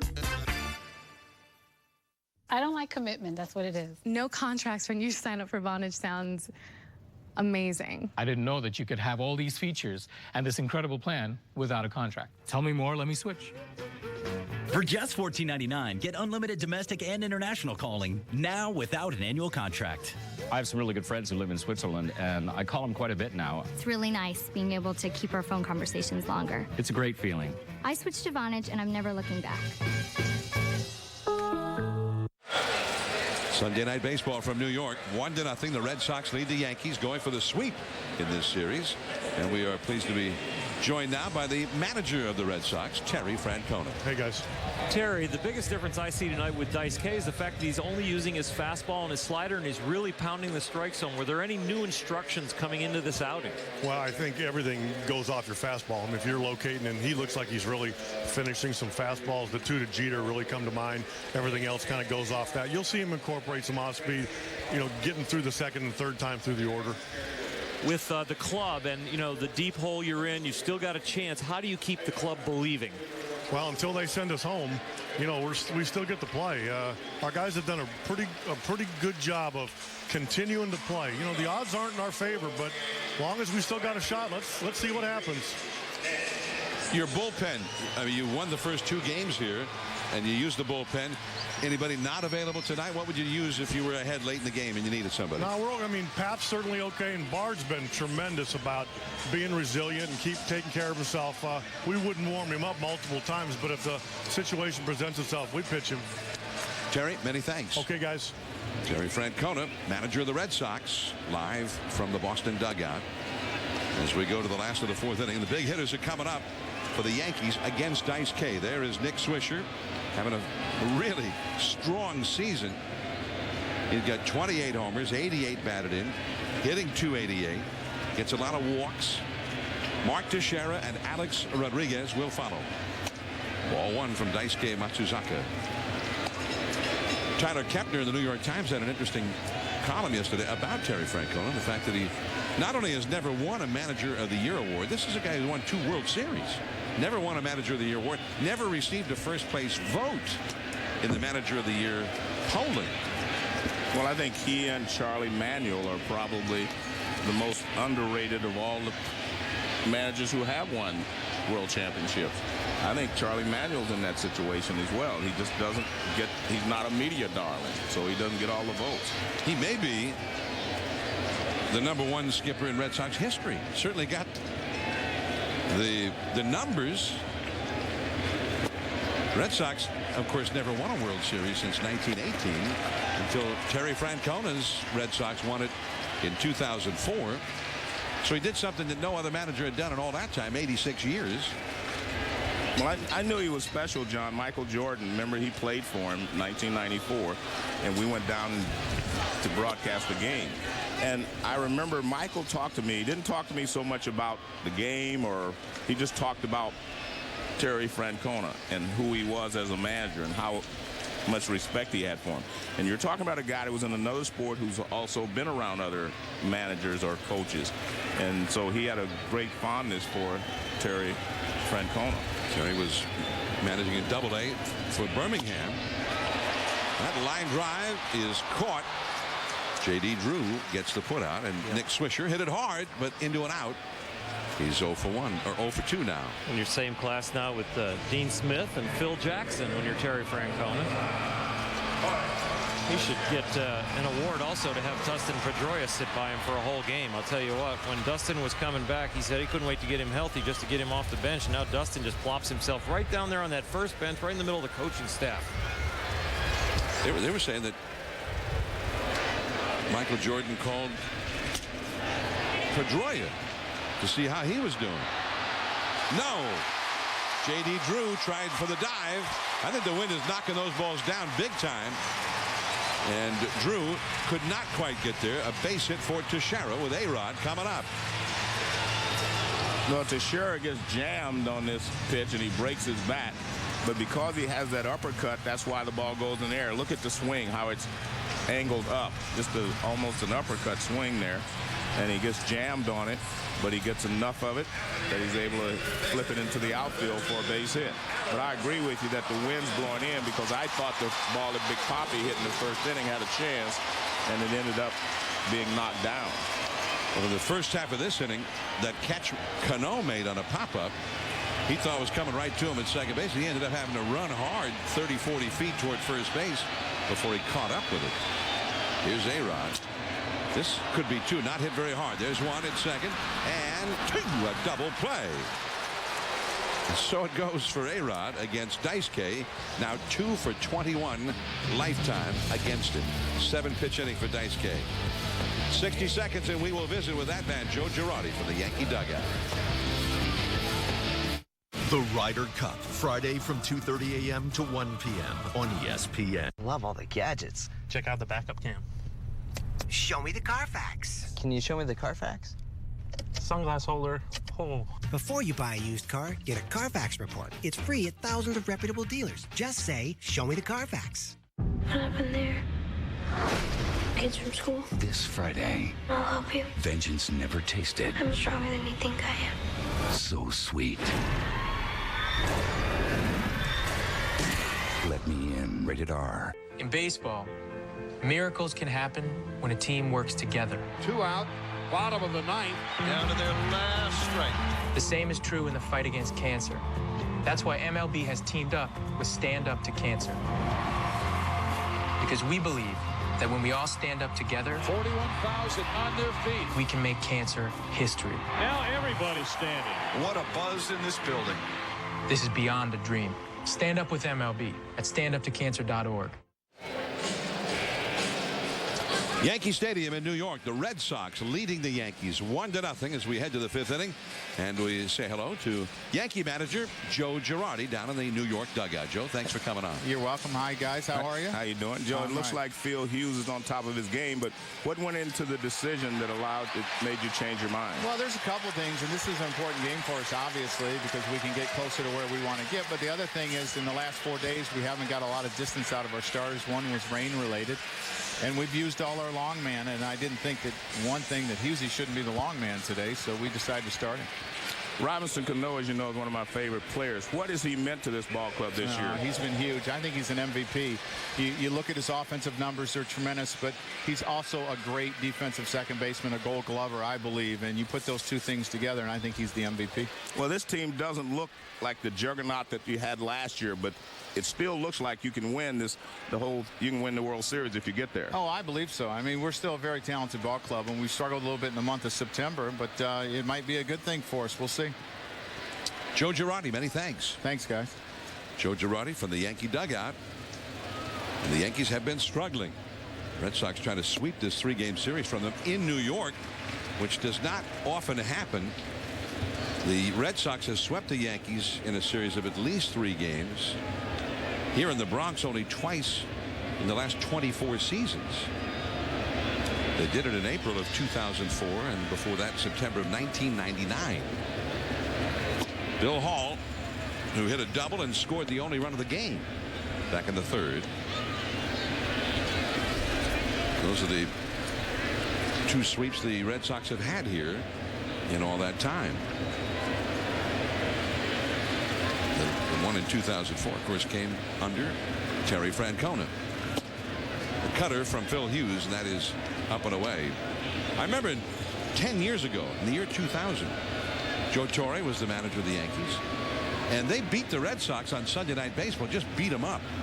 Just a lopsided score, or in fact, I think it was just the opposite. The Red Sox were hopelessly out of the running in the pennant race, but the Red Sox destroyed the Yankees on Sunday Night Baseball. And the Yankees went into a funk, and they really did not come out of it. I think they finished up that year something like 5-15. And then they got into the postseason, and they started winning. And they ended up beating the Mets in the World Series 4-1. Won the whole thing. But they were on real shaky ground at the tail end of the season, and it's not very reminiscent of what they're in right now. Well, when you have veteran players, they know what it takes to win, and if they get on the big stage, they know how to handle it. So it will not be anything new for them. The Yankees have struggled to get, when they went into the World Series, into the playoffs, and they've also been hot when they went into the playoffs. Last year, they were on top of their game, and I thought they were by far the best team in baseball.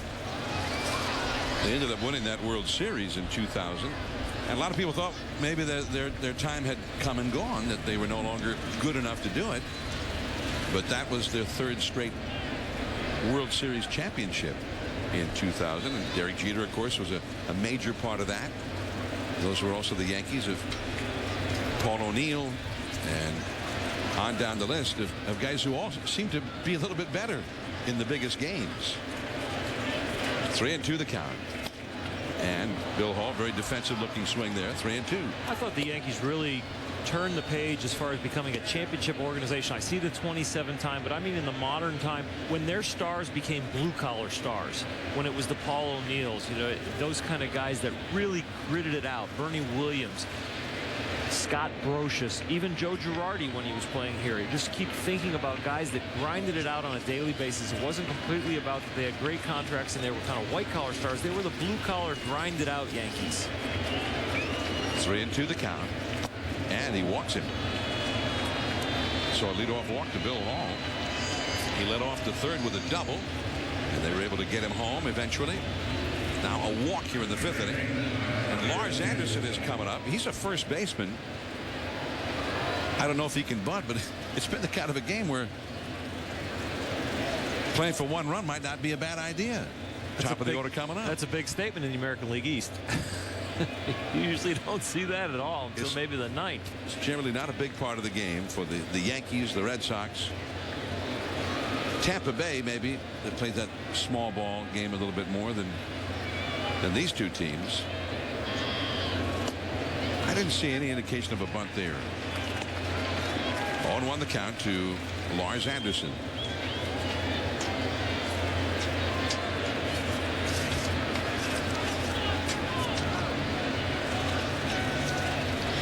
Red Sox have had only 24 sacrifice bunts all year, and 5 of those were by pitchers in interleague play. Nice pickup by Teixeira. He's got the one out. They're going to have to tag Hall. And there is Posada. Double play. Well, I thought Hall had a chance of running into Phil Hughes there, who was just standing out there in the baseline. But he avoided him. And a lot of times you can run by and just grab him, and that'll let the umpire know that he was in your way. What a pickup by Teixeira to get this whole thing started. Now watch this play. Watch, there's Phil Hughes coming over. Now watch right here. He can run into him right there, and that would have been, that was a good play by Teixeira, but not a good play by Hughes. He gets right in the baseline, and if he would have run into him, they could have called it right there. He should have reached and grabbed him as he went by. The 2 down, nobody on. Scutaro. Double play from the first baseman to the shortstop to the catcher. You know, when you look at this Yankee infield, Cano leads the second baseman in fielding percentage. Jeter leads the shortstops. A-Rod leads the third baseman. And Teixeira, I mean, look at this infield. That's a great infield defensively that they have put together here. Very few errors on this infield. Teixeira has 3, and I guess and Cano with 3. I mean, and Jeter with 6. The 4 of them have committed only 18 errors altogether. That's amazing. But Teixeira has been for a long time one of the best defensive first basemen in the game. And you saw that note. He started more double plays than any other first baseman in the game. And Cano has started more double plays than any second baseman in the game. And he's completed more double plays than any other second baseman in the league. So he's had 110 double plays, which leads the league. He started 46 double plays, meaning Cano. And those are the 2 highest for a second baseman in the league. Yankees have only committed 63 errors as a team this year. Now, that doesn't mean that they all have great range or they get to all the balls. But I said fielding percentage. But it's the ones they get to, right, and they got you. They're not going to throw it away or make an error. You know, at 39 years old, Jorge Posada made a big play on that rundown too, because he could have gave up on this. Watch him from behind home plate from the blimp. Watch coming out of our bottom of the screen. Jorge Posada is going to come into the picture, and he even gets out of the way there. Anderson is in his way. He comes all the way around it. But if he gets a little lazy and goes, oh, there's enough guys down there to do it, it doesn't happen. He runs by Phil Hughes, and he's safe. But really a mistake here by Bill Hall. Yeah, all he's got to do is run into Phil Hughes. Bill avoided him. He actually pulled his right shoulder back not to hit Phil Hughes there. Yeah, all he had to do was, he could even grab him. You don't even have to just run through and just grab him and let the umpire know that he was in your way. Phil Hughes was there because Jeter was, deking with the ball. Marco Scutaro, the leadoff man, is flied out and struck out.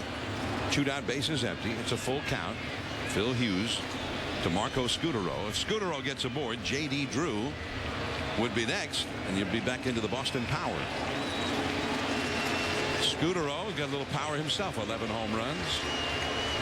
Curveball. Derek Jeter. A leadoff walk to Hall, and then nothing. Phil Hughes, 5 strong in the books, but trailing 1-0.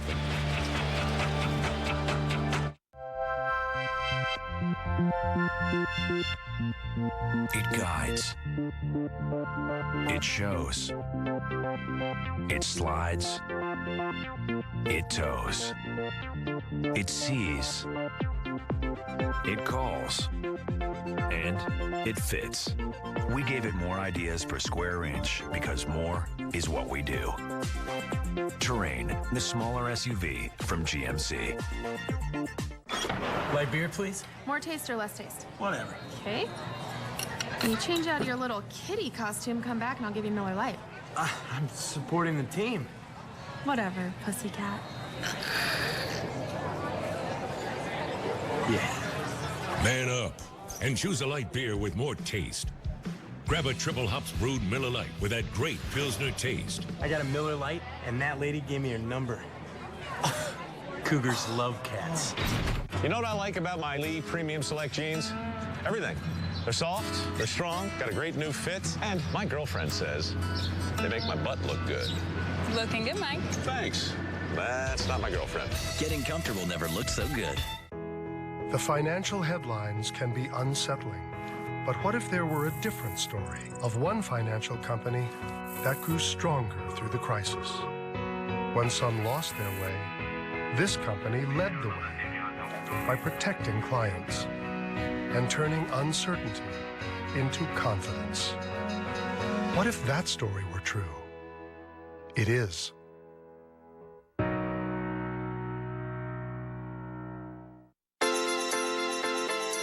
Get any phone free, only at Verizon. When you buy the hot, new Samsung Fascinate with its Super AMOLED screen.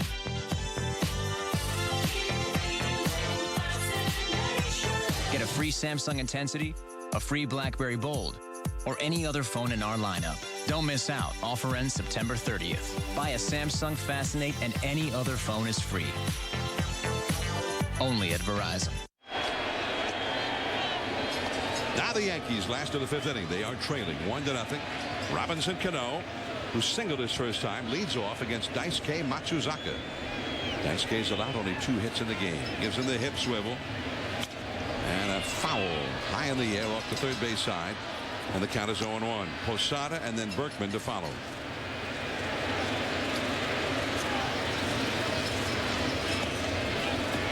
Robinson Cano, 28 home runs.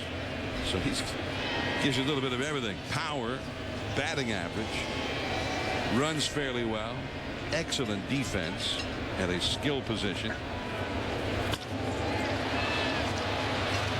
Lowry was shaded toward the middle, and Cano is retired. He's 1 for 2. Division rivals battle.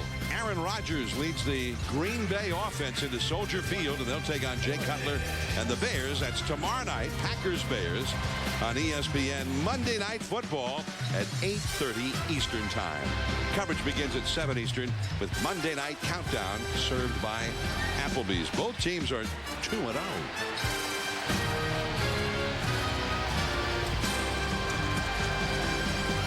Longtime rivals. Used to call that division the black and blue division because they played rough physical football.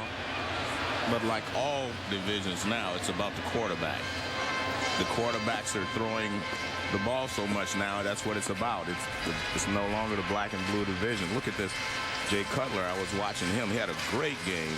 I mean, he's usually a guy that throws a lot of interceptions, but he's been playing great. And Aaron Rodgers, they say, is the next just super quarterback in the league. Aaron Rodgers is from our University of backyard. California. Yeah, in Berkeley.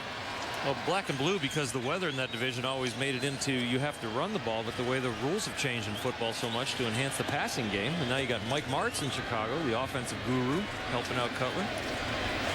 It's going to be a fun game to watch. Glad we're off. Jorge Posada, 1 out, nobody on, lined out to center his first time. Jorge Posada, and Jorge looks disgusted that he swung at that pitch from Daisuke up out of the strike zone. 1 ball and 2 strikes. One of the things that happens when normally with Daisuke, this is a different Daisuke that we're seeing tonight. Throws so many pitches, he kind of lulls you to sleep a little bit, John, and then he'll make a great pitch. You know, he'll throw a lot of pitches out of the strike zone, then he'll make a perfect pitch. Had to jump out of the way of that one. 2 balls, 2 strikes. Only the 54th pitch tonight by Daisuke. But he's never in any kind of hurry to throw any particular pitch. Even after he starts his windup, he stops right in the middle of it and starts swiveling his hips around a little bit. Then he goes ahead and throws. He averages 105 pitches per start. Oftentimes that's in 5 1/3, 5 2/3 innings. That might have been the splitter, and it's a foul. 2-2. And he had not featured that pitch, I don't believe, before tonight until just now. I think you're right, John. And I think the thing you're talking about as far as his pace and his rhythm, I don't think it's any coincidence that when he is doing well, he pitches quicker. Now that, of course, you know, there's no man on, but I'm saying his rhythm between pitches, he gets on the hill, concentrates on the next pitch, and gets to work. When he starts to have rough outings, he is too slow in between pitches. Look at that slider, and that seemed to stun Jorge Posada. Strike 3. Let's go to the studio to Mike Yam at a Sports Center right now. All right, John. Well, Jimmy Johnson gets his first win of the 2010 Chase. It comes at Dover, where he's now won 3 of the last 4 races. The win puts Johnson second in the Chase standings. The Tampa Bay Rays, that 4-game winning streak, it's a wrap. The Mariners come up with a 6-2 victory. The loss is significant as the Rays lead.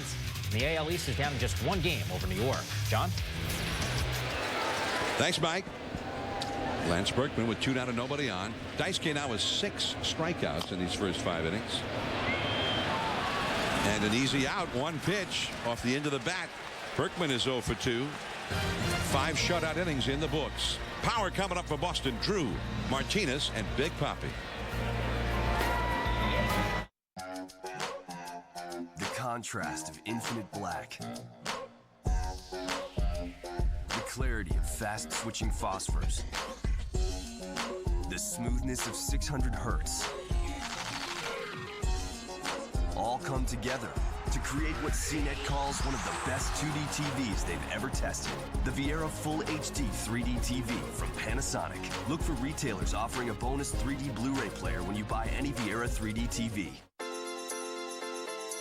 Get any phone free, only at Verizon. When you buy the hot, new Samsung Fascinate with its Super AMOLED screen.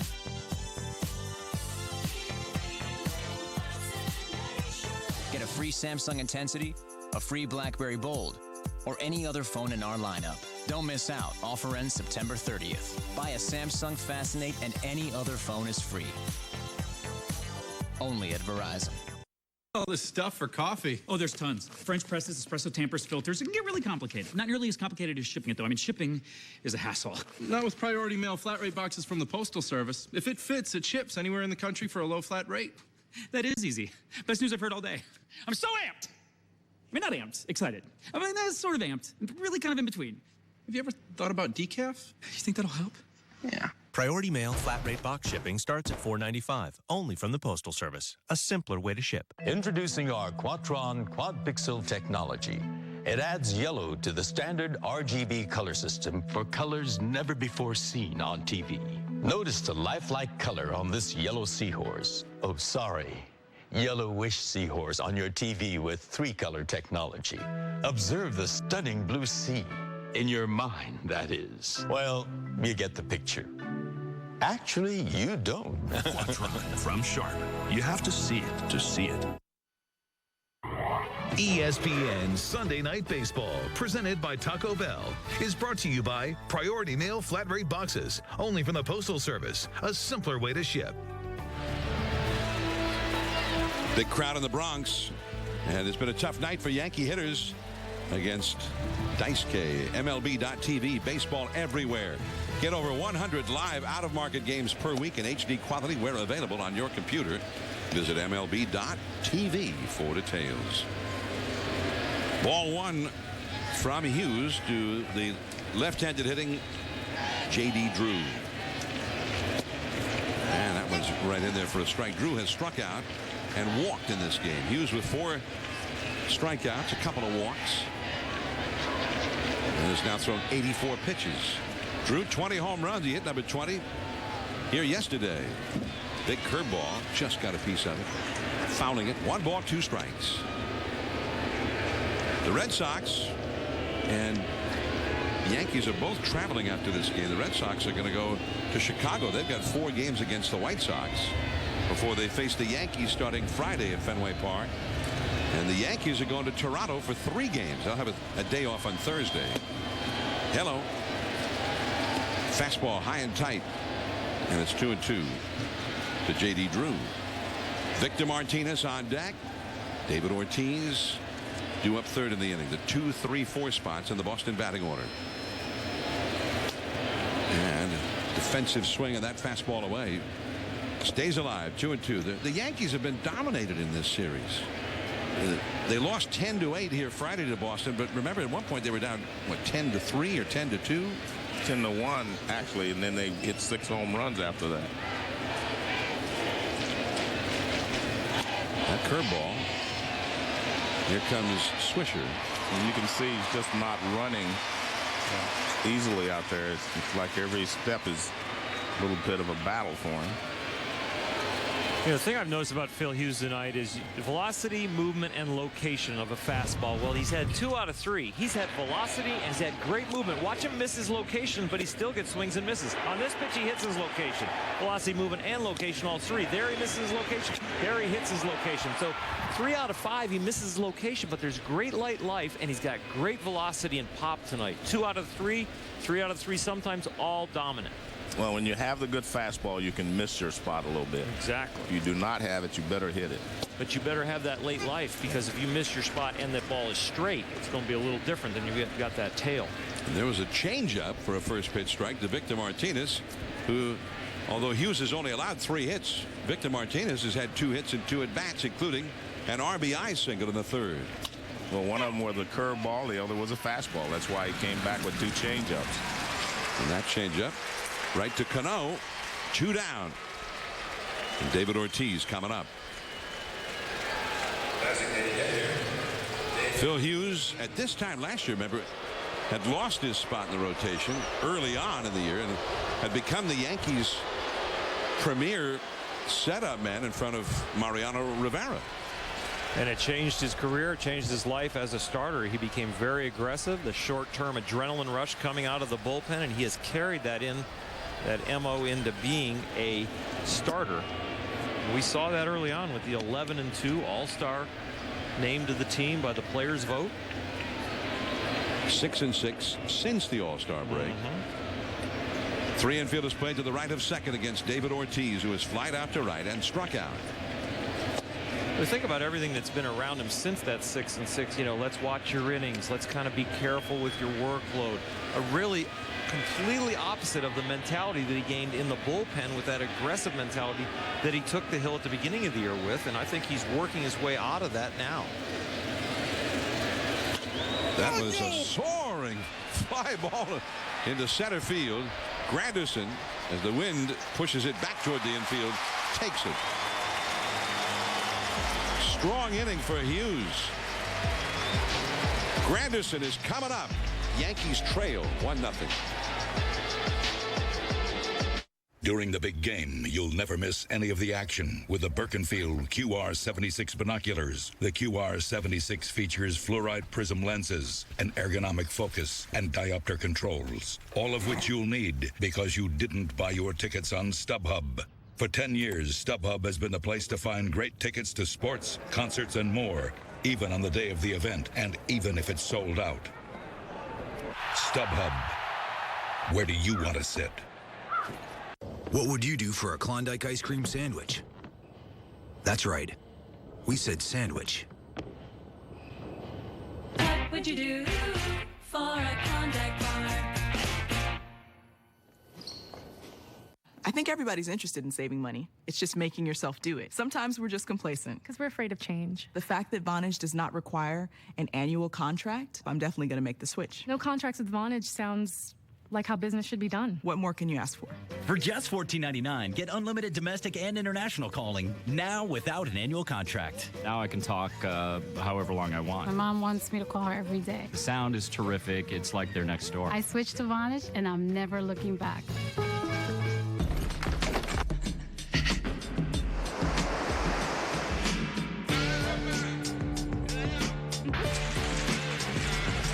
It's like a blast of hydration to your face.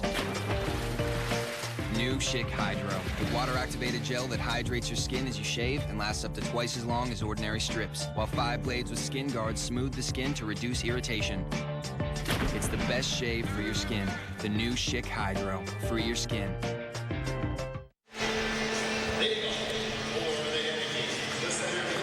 Sunday night baseball. Red Sox leading the Yankees 1-0 as we go to the last of the 6th inning.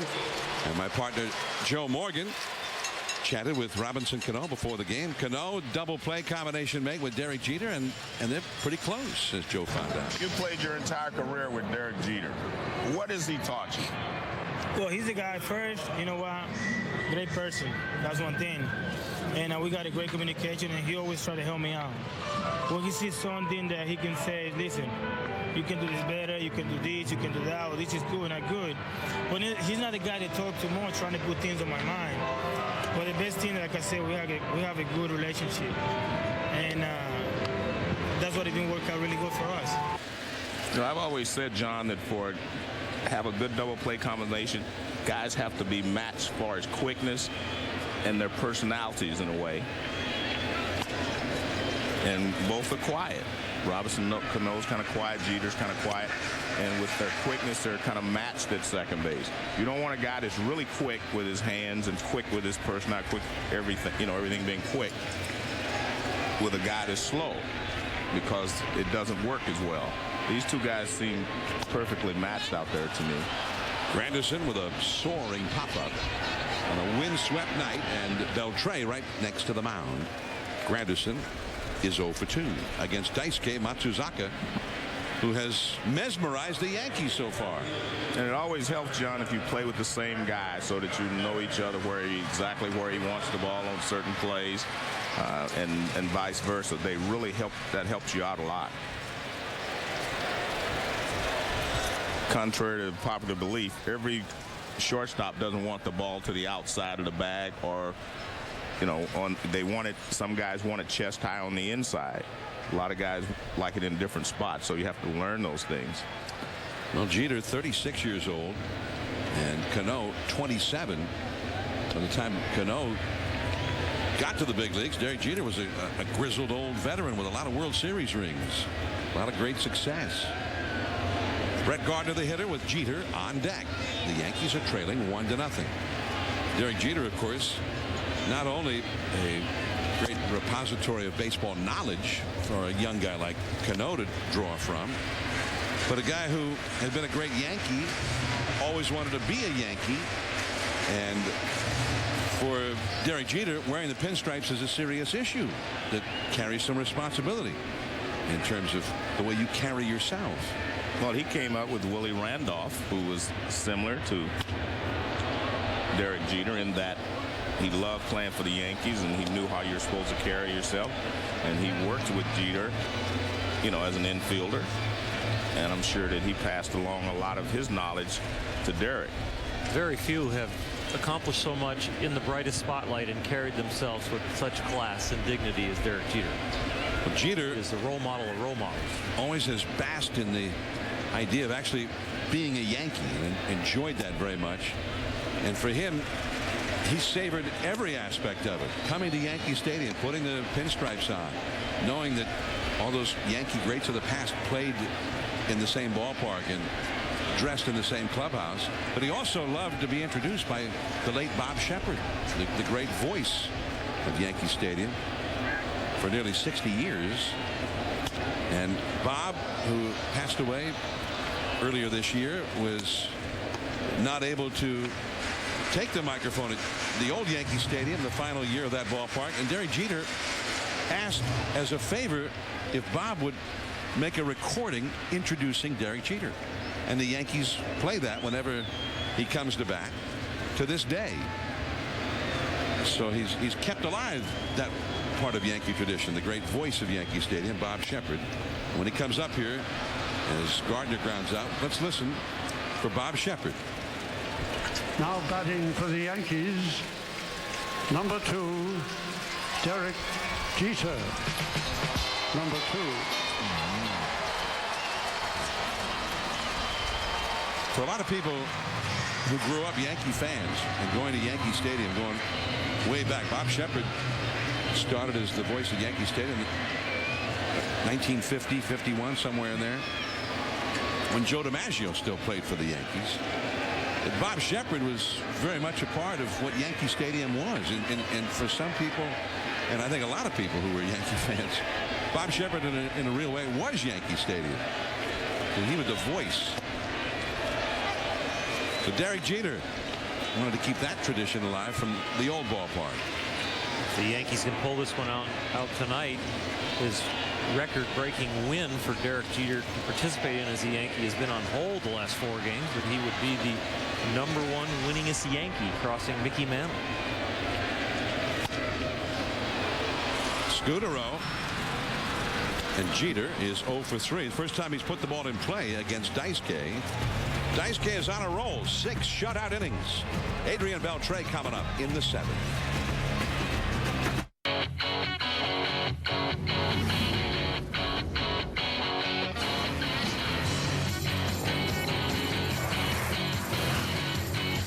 The Range Rover Sport, powered by intelligence.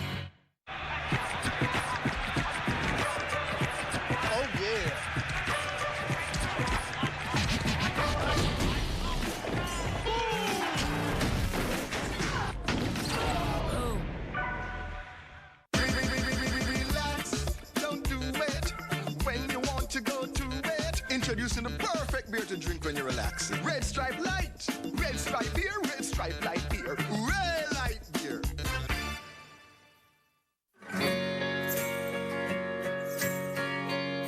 An everyday moment can turn romantic at any time. And when it does, men with erectile dysfunction can be more confident in their ability to be ready with Cialis for daily use. Cialis for daily use is a clinically proven low-dose tablet you take every day, so you can be ready anytime the moment's right. Tell your doctor about your medical condition and all medications, and ask if you're healthy enough for sexual activity. Don't take Cialis if you take nitrates for chest pain, as this may cause an unsafe drop in blood pressure. Don't drink alcohol in excess with Cialis. Side effects may include headache, upset stomach, delayed backache, or muscle ache. To avoid long-term injury, seek immediate medical help for an erection lasting more than 4 hours. If you have any sudden decrease or loss in hearing or vision, stop taking Cialis and call your doctor right away. Ask your doctor if Cialis for daily use is right for you. For a 30-tablet free trial offer, go to Cialis.com. Horsepower meets brain power. The Range Rover Sport, powered by intelligence. Week 3, Packers-Bears. It's a battle of talented quarterbacks. Can't wait to see Rodgers and Cutler let it fly. ESPN Monday Night Football, a battle of unbeatens. Packers-Bears at 8:30. It's a windy night at Yankee Stadium. Sunday Night Baseball, and we head into the late innings. 1-0. The Red Sox are leading. Adrian Beltre having one of his best seasons. Change up too high from Phil Hughes. Hughes has been superb. He made the start tonight, although they had planned to bypass him, keep his innings count down, maybe keep him stronger for the postseason. That curveball also misses. It didn't miss by much. 2-0.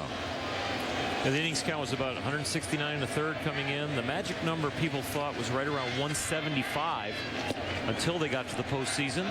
So if you tabulate what he's done here tonight so far, 6 innings, we're at 175 now. If he gets 5 or 6 postseason starts, he could be, in the 205, 210 range at the end if the Yankees go all the way and he starts and does well. Well, he walks Beltre, although the strike zone got pretty small while Beltre was up there. So a runner aboard on the leadoff walk, and the batter will be Jed Lowry. I'm John Miller with Joe Morgan and Oral Hershiser. Sunday Night Baseball from Yankee Stadium. The Red Sox trying to sweep the Yankees, who are suddenly floundering here in the final month of the season. The only run of the game, this pop fly on a windy night, and Swisher could not quite get there. A double for Bill Hall. He went to third, and then a 2-out single by Victor Martinez got Hall home, and that is still the only run of the game. Phil Hughes making the start as not planned. They had planned to bypass him, but he's in there. They said, hey, he won 17 games, and Joe Girardi said, we need a win. So Hall has still scored the only run of the game as Lowry's at the plate, and Phil Hughes closing in on 100 pitches now. And despite his best efforts, he is trailing 1-0. Well, he has been the stopper for these Yankees other than CC Sabathia this year. 10 starts following Yankee losses. He's 8-0. And also in the last 4 starts, these Yankee starters have not gone very far. 3 innings, 5 1/3, 3 1/3, 4 2/3. This is the longest outing they have had in 5 starts. Andy Pettit, he got roughed up here on Friday night in his second start since coming back from the disabled list. Another area of concern, which Andy Pettit is going to be taking the ball when they get to the postseason. Andy Pettit lasted only 3 1/3, gave up 7 runs and 10 hits on Friday to the Red Sox.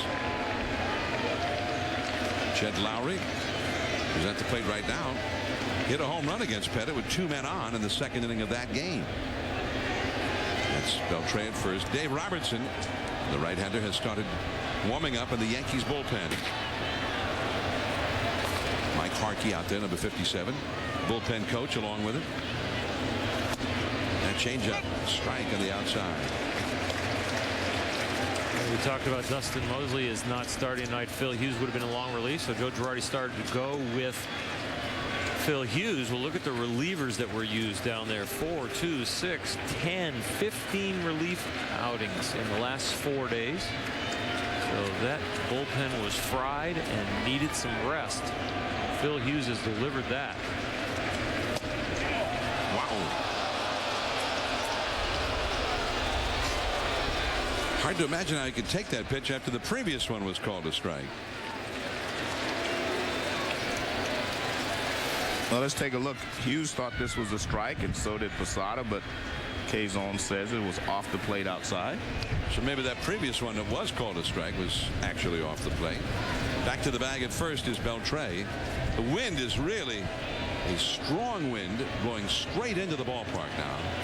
We've seen some balls in the air that have been knocked down. And the weather in the area is changing. We're supposed to get some rain after midnight.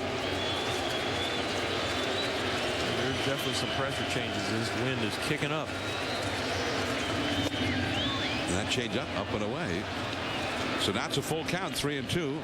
The MetLife blimp had been with us, giving us some scenic shots from above Yankee Stadium, but it had to call it a night and go back to port. A little too windy. 3-2. What about Beltre? Is he going here? You sending him? I am not. There he goes. And a foul back to the screen. I'm not managing. Well, I think the reason he sends him is because they want to just stay out of the double play, get somebody in motion, open up a hole someplace. It was definitely not to try and steal the base, because his lead was like a step and a dive. It was very small. Well, you got 1 run and 3 hits against him. Why not try to make something happen? Well, this is no longer the American League where they wait for the 3-run homer, but the Red Sox are not one of those teams that tries to steal a lot of bases normally. Beltre is running again. And another foul back out of play. And as you could see, Jeter going over to cover second base would leave the shortstop hole open. And he fought both of those pitches off to the left side. And watch, you'll see Jeter go over. That'll open up this hole here. And the foul ball by Lowry was going the other way. Jed Lowry has flied out and struck out. Lowry came into the game hitting .281. 3-2 the count. There goes Beltre. It's a walk for Lowry. 2 straight walks allowed by Hughes. And his fatigue starting to settle in on Phil Hughes. Well, here comes Joe Girardi. That may be all for Hughes. The interesting thing, John, is those pitches were up. I think that's why Girardi's making this move. So Robertson summoned from the bullpen with 2 men on and nobody out. The rookie Kalish coming up, and a nice hand for Hughes as he departs. Words alone aren't enough.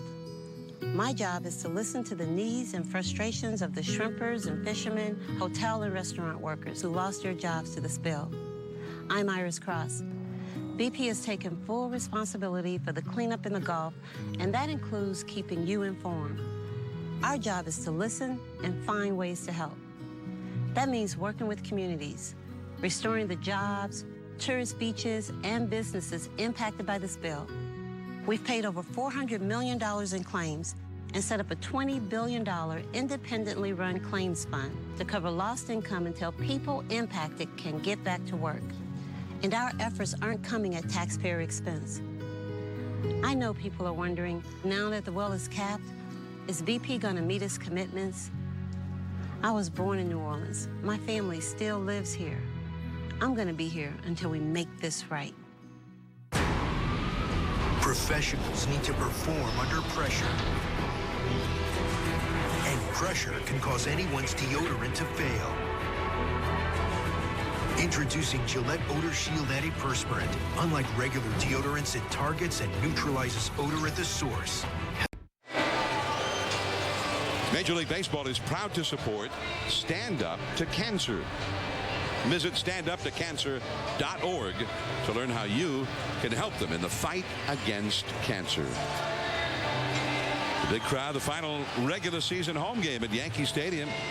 Phil Hughes cannot win this game. No 18th win for him tonight. No support. He's only allowed a run and 3 hits. And he's out of the game now with 2 men on. He walked the first 2 hitters here in the 7th, Beltre and Lowry. Dave Robertson, who had been hurting a little bit the last few days with some back problems. He has been pitching very well since the All-Star break. He has an ERA of only 2.03. So those back issues, they want to get him cleared up, see if he's healthy to possibly be on the playoff roster. Robertson, who when he's right gets a lot of strikeouts. He inherits a couple of runners here. This year, 56 in the 3rd inning, 66 strikeouts. Kalish, the rookie, showing bunt. And he takes ball 1. You do not see the Red Sox bunt very often. But that tells you how big a situation this is for the Red Sox. And the Yankees have the upper hand, of course. But remember, 2004, no one thought Boston could come back on the Yankees and win 4 in a row, and they did. Down 3-0 in the league championship series. The only team in history to come back from that deficit in the best-of-7 and win.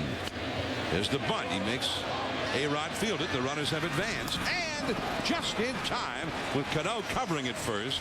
Kalish showed some speed right there and made it very close. Well, A-Rod took a little longer to get rid of it. They were confused there. Hughes went over. Not Hughes. Robertson went over. Now watch what happens. Robertson will go over, and it looks like Robertson is going to try to make the play. And then A-Rod calls him off right there. Took him a little longer to get rid of it, but he makes the play. Just barely got him. So the sacrifice executed by Kalish. Runners at 2nd and 3rd, and Bill Hall, who has scored the game's only run, coming up. You don't see this very often where you play the infield in with runners at 2nd and 3rd. So we're seeing a lot of different things going on here strategy-wise here in the 7th inning. Blew a fastball by him that ran to the inside away from the target of Jorge Posada. Again, he's a strikeout guy, and this is a strikeout situation. Bill Hall, his tendency to strike out. He's done a good job in his first at bat not striking out. He blooped the ball to right field with 2 strikes and got a double out of it. This Yankee bullpen has been very stingy this year, especially in these situations with runners on base. Man. Strike 2 call. Did that kind of surprise you that he took that pitch, Joe? Yeah. Well, with the runners already, they're in scoring position. Your job is to get them home. That tells you he was looking for another pitch. Yeah, he was guessing breaking ball or off speed because he took a fastball right down the middle. Well, now he's behind 0-2. Paul has struck out 100 times this year in only 328 official at bats. Infield in all the way around. Jeter, the runners hold. Paul is out. Well, he got another fastball. It was down a little bit, which was the right pitch to make to keep the ball on the infield. He got the ball down, and Jeter made the play and was in a position to throw home if he had to. See, the ball is down, and the only thing he can do is hit it on the ground. Nice play there by Jeter to be ready to come home if he had to. See, one thing you do, you play the infield in or you play the infield back. That halfway stuff doesn't work all the time. David Robertson doing a great job continuing on the way the Yankees have been stingy from the bullpen. The inherited runners that they have not allowed this year, they are near the top. So now the infield back normal depth for the rookie Lars Anderson.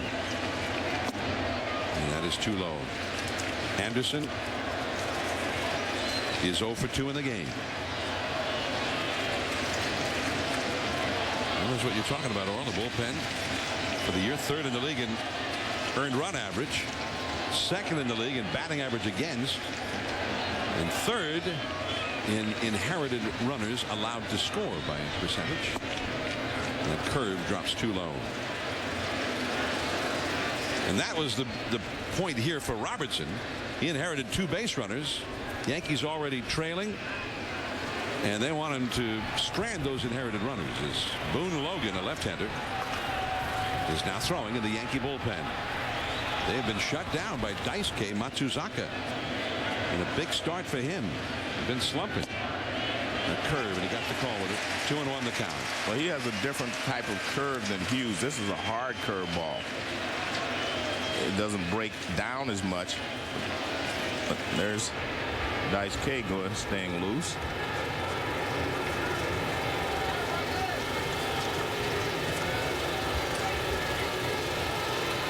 Making sure the belt's in the right spot. He's very neat, apparently. Down the right field line, and foul. Lars Anderson had, in the minor leagues this year, 15 homers, 69 runs batted in. He's played in AA and AAA, and he did his best hitting in AAA. In the last 25 games at Pawtucket, he hit .330. He got the call to come to the big leagues.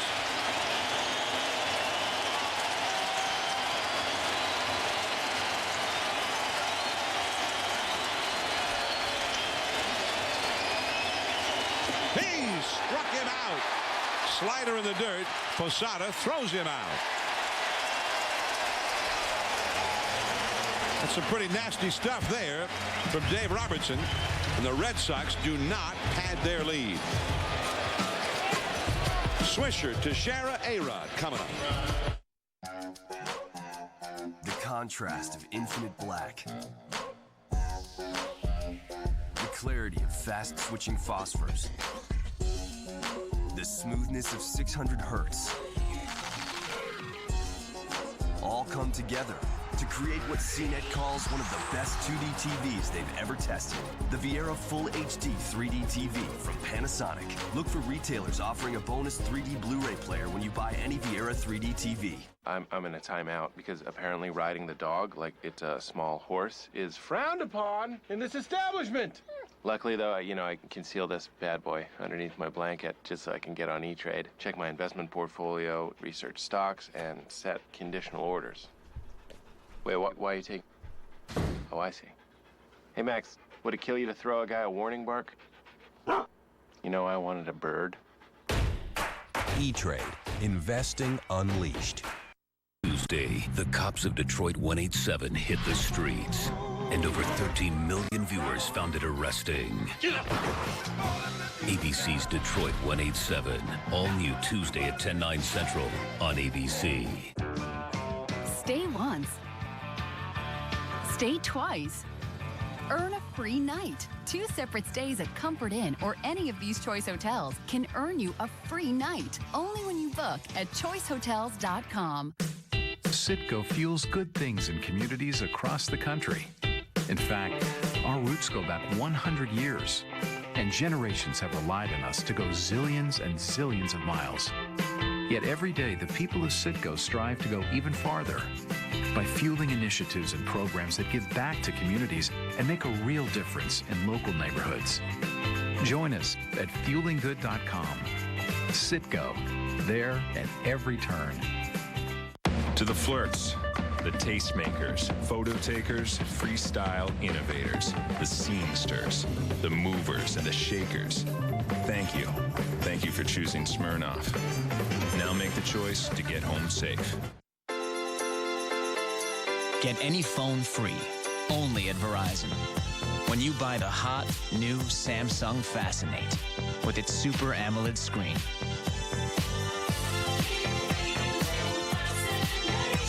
Get a free Samsung Intensity, a free BlackBerry Bold, or any other phone in our lineup.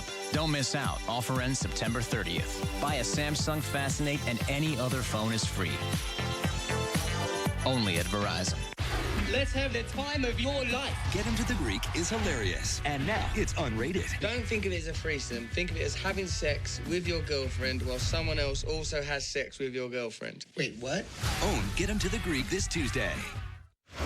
Mike Hammond studio with you in the NL West. Certainly wild, and it's still up for grabs as the Padres lost to the Reds 12-2. Cincy's win pushes San Diego a half game back of the Giants in the division.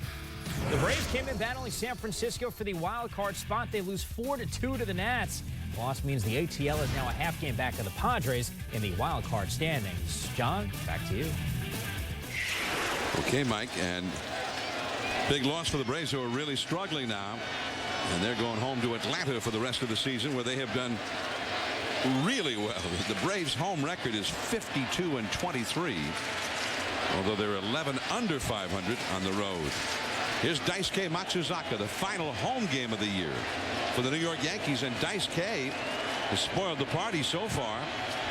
Yankees have only 2 hits against him, but the big hitters are up in the 7th inning, starting with Nick Swisher, then Mark Teixeira, and Alex Rodriguez, and if somebody gets aboard, Robinson Cano, who has maybe been the best of all, due up 4th in the inning. Daisuke has only thrown 69 pitches now. Is it that hip swivel? Just missing around the knees on the outside, or perhaps apparently just off the outside. Well, this is 2-0. Daisuke does not need to do this. He's done so well tonight, pitching from ahead, using his fastball, keeping his pitch count down. It's not time to start picking the corners. Be aggressive, make them hit you. We've only given up 2 hits. Plus, you had that wind that's been blowing in. We've seen some balls in the air get knocked down tonight. It's been, at least for the most part, and it is a big ball. The wind can swirl around in here. But for the most part, we've seen balls in the air get knocked down. A pitcher's wind. That'll make you throw the ball over the plate, and you see the contrast in what he normally does compared to what he's doing tonight. 17.1, tied for 6th as far as pitches per inning, and now tonight only around 11. But he starts 3-1 to Swisher. No walks tonight. Only 2 hits allowed. The Yankees have only put 2 men on base against him. Cano singled with 1 out in the 2nd. Teixeira 1 out in the 4th, hit a single. That is right to Scutaro. And that was unusual for Swisher, who is very good at making you throw strikes, especially when he's ahead in the count. Daisuke got him to go for a low fastball there. Well, the fastball low there got the ground ball, and he's had a good fastball tonight. He's relied on it, even behind in the count. We've seen him over the years use his breaking ball behind in the count to get back in the counts. But tonight, very confident in the fastball, going right after people, getting outs. 11 or now 12 out of 19 of his outs have come on fastballs. Ball 1 to Teixeira. Teixeira has struck out and singled. After Teixeira's single in the 4th inning, Alex Rodriguez grounded into an inning-ending double play. But Daisuke's only faced 1 over the minimum so far in terms of numbers of hitters faced. 1-1 to Teixeira. And of course, the other aspect to consider, A-Rod up next, always one of the most dangerous hitters in the game for a long time, but not against Daisuke. 0 for 2 tonight and 2 for 21 lifetime against Daisuke Matsuzaka. Back to the screen to the dangerous Teixeira. Both he and A-Rod had 2 homers in Friday night's game against the Red Sox. 1-0. Boston ahead, last of the 7. There's A-Rod on deck.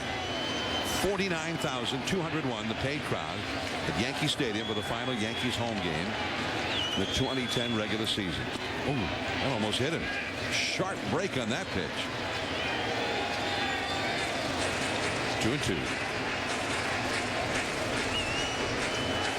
In the Yankee bullpen, there is action. Kerry Wood, who has been excellent for the Yankees in that bullpen. Another sharp slider, and again, good pitch recognition there by Mark Teixeira. 3-2. Teixeira, 32 home runs, and he's hit most of them here. 19 of them at Yankee Stadium.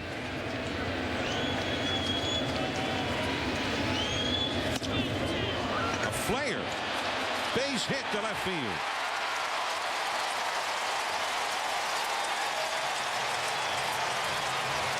Had the emergency hat going right there. Well, I think it was a good pitch by Daisuke. He didn't want to throw the fastball in. He tailed it away from him. And watch this ball tails away. And Teixeira does a good job of flipping it out that way because the ball is running away from him. And he still goes the other way, but I don't know how he got jammed on that pitch, but he did. Well, he's had 2 hits, and both of them have been much like that. A couple of lobs. Well, here's A-Rod. Strike with a fastball. A lot of movement on that one.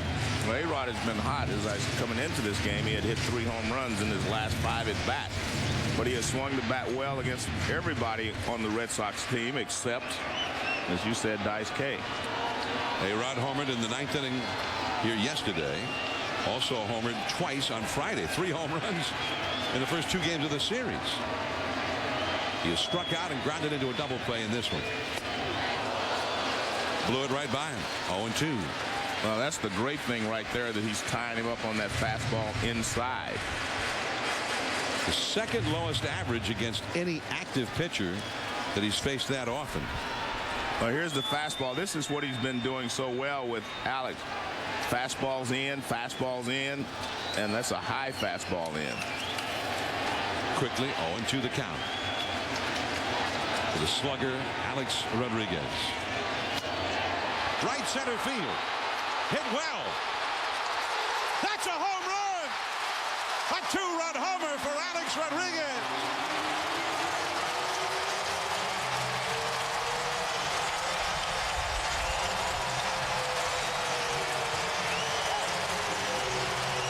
John, we've seen this pitcher before. They pitch him inside. We saw John Lester do that. Pitch him inside consistently, and then late in the ball game, they try to go inside again, and A-Rod hits this ball into right center field for a home run. And this is the same thing that happens to Daisuke.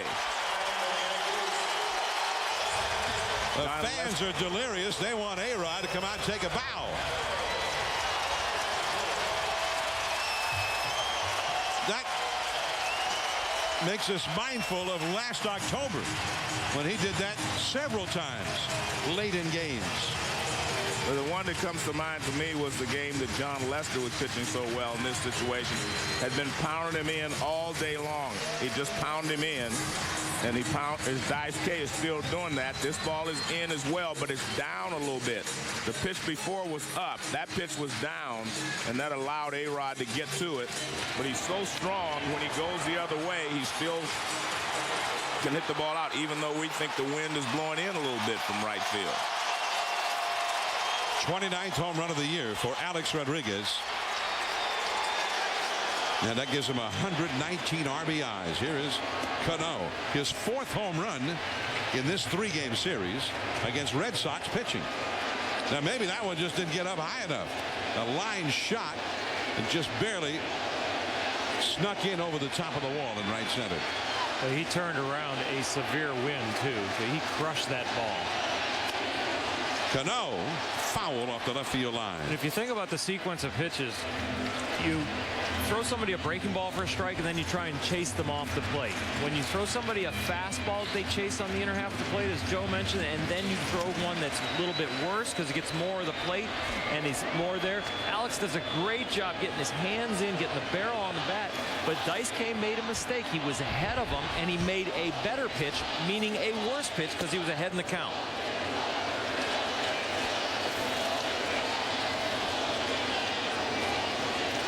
Hands come in right off the barrel, and Joe, no vibration on the Ultramo. You know he got it solid. 612 home runs in the brilliant career of Alex Rodriguez.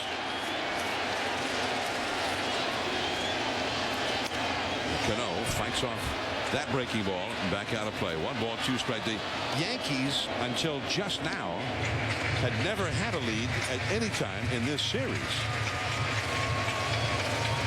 So the Red Sox had a chance to lengthen their lead in the top of the 7th. They had 2 men on and nobody out, but they could not get anybody home. Dave Robertson in from the Yankee bullpen, and he held the line with a goal line stand. And now A-Rod has turned the game around. Remember, he did that game 2 of the division series against the Twins, and also game 3. He hit a big one against the Angels in the league championship series. The fastball back to the screen. Still 1-2 to Cano, who is 1 for 2 in this game. That's why the Yankees are capable of defending their world championship, even though the pitching is suspect right now, because you have guys that can rise to the occasion, who can come up with big hits in key situations. Teixeira started it with his little lob into shallow left field. His 2-strike emergency swing. As Bob Prince used to say, a bloop and a blast. That was Bob Prince, was the old gunner announcer for the Pittsburgh Pirates. That was his favorite saying. We need a bloop and a blast, and that's what the Yankees got right there. Beloved in Pittsburgh by Pirates fans, the gunner Bob Prince. And a changeup. 2-2. Alex Rodriguez with the 2-run homer. Just a streak of lightning out into right center field. Well, you knew the wind was still affecting because that ball was hooking as it was going over the fence.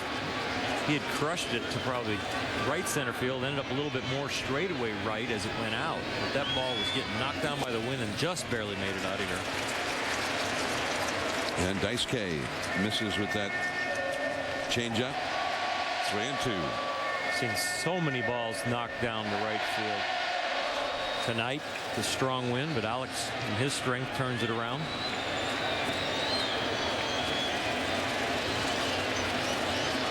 Rodriguez now just 1 home run away from another 30 home run season.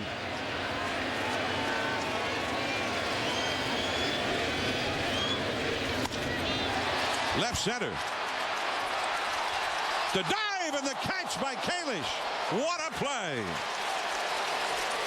Somebody call a cop. Cano got robbed. Well, they said that they thought Kalish was going to be a superstar, so they think that he can play the outfield as well as swing the bat. Just an excellent play. The key is, I think, that he's left-handed. If he was right-handed, he'd have to try to backhand this ball. Might have been a lot more difficult play to make. But he does a great job of getting the glove out there and getting it underneath. Even stuck the landing. It's always easier to make a diving play, obviously, to your glove side, glove hand side. Here is Jorge Posada, who is lined out to center to Kalish. He's been called out on strikes. That change up from Daisuke. Scudero throws him out. But the bloop by Teixeira, the blast by A-Rod. And the Yankees have turned this game around as we head to the 8th inning. Top of the order coming up with the Red Sox, who now trail 2-1.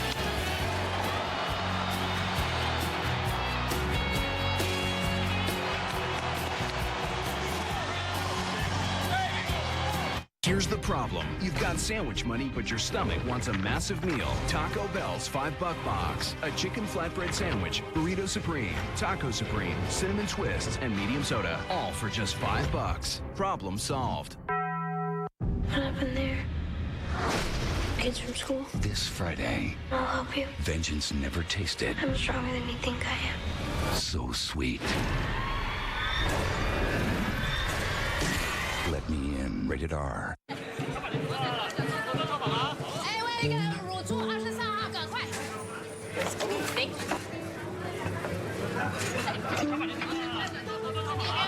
you have an English menu?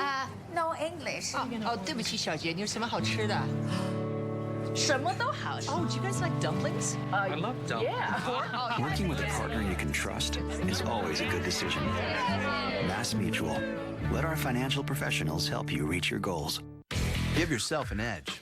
New One-A-Day Men's Pro Edge. A complete multivitamin with more magnesium to help support healthy muscle function. More B vitamins to help convert food to fuel. more confidence, and a healthy you. New One-A-Day Men's Pro Edge. What happened there? Kids from school? This Friday, I'll help you. vengeance never tasted I'm stronger than you think I am. so sweet. Let me in. Rated R. Only a few third basemen have reached the Hall of Fame. That makes all the more reason to watch this third baseman. Incredible power, unlimited range, enormous talent.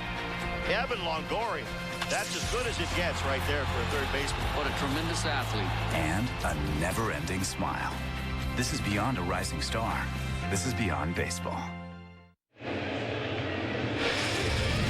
ESPN Sunday Night Baseball, presented by Taco Bell. Yankee Stadium, New York, 49,201, the final home game of the Yankees. And Alex Rodriguez with a dramatic home run against a man who has tormented him over the years, Daisuke Matsuzaka, and he did it on an 0-2 pitch, no less, to turn this game around from a 1-0 deficit to a 2-1 lead. Daisuke had struck him out and then got him to hit into a double play earlier in the game. Now here is Kerry Wood.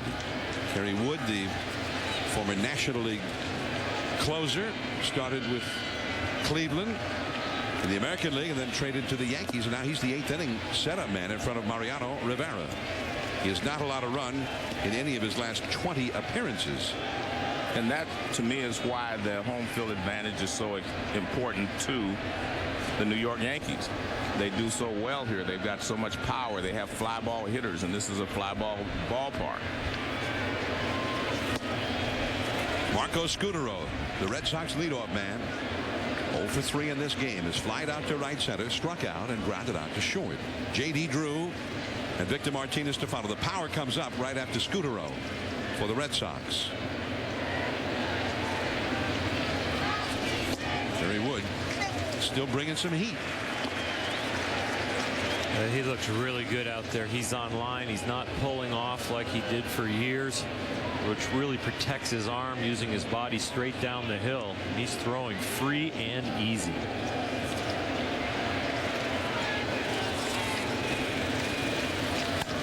That's a base hit to right field.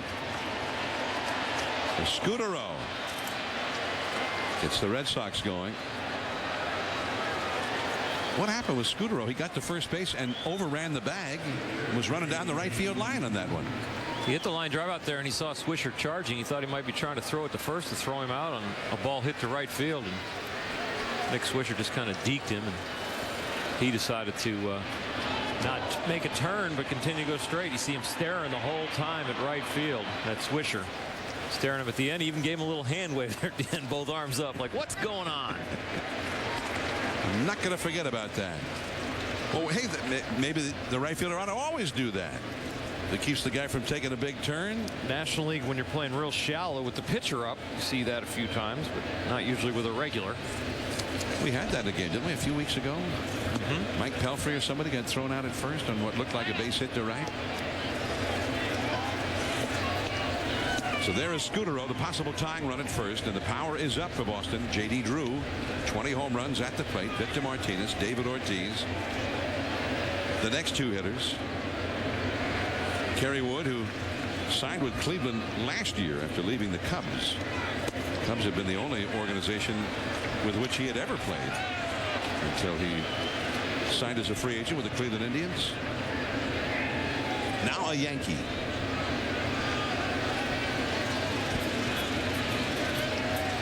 2-1 the count to J.D. Drew. Kerry Wood was a starting pitcher, of course, for many years, and early on in his career had one of the greatest games ever seen this side of Roger Clemens. He had a 20 strikeout game against the Houston Astros, but he always in his Cubs career had a lot of physical problems. In 2003, when the Cubs came so close to going to the World Series, Kerry Wood and Mark Pryor were the big two guys in the rotation leading the way. And then both of them starting having physical problems the next year. Kerry Wood was finally moved to the bullpen by the Cubs and became a closer. This could be two. Cano to Jeter, and a bad throw to Jeter, but he stayed on the bag to get the put out on Scutaro. Well, that was definitely a tailor-made double play. Got rid of it quickly, but he just threw it wide. That's why I say a lot of shortstops do not want the ball to the outside of the bag. They want it straight over the bag. But this one's outside, and watch where Jeter is. He's coming right across the bag. So when he throws it outside, he can't get back and make the play. He can only record the out at second base. So in effect, the Red Sox may well have gotten an extra out of that. Still have the possible tying run on base. Now Drew rather than Scutaro as Martinez comes up. Yankees have a left-hander, Boone Logan, up in their bullpen, and also the great Rivera has for the first time gotten up out there.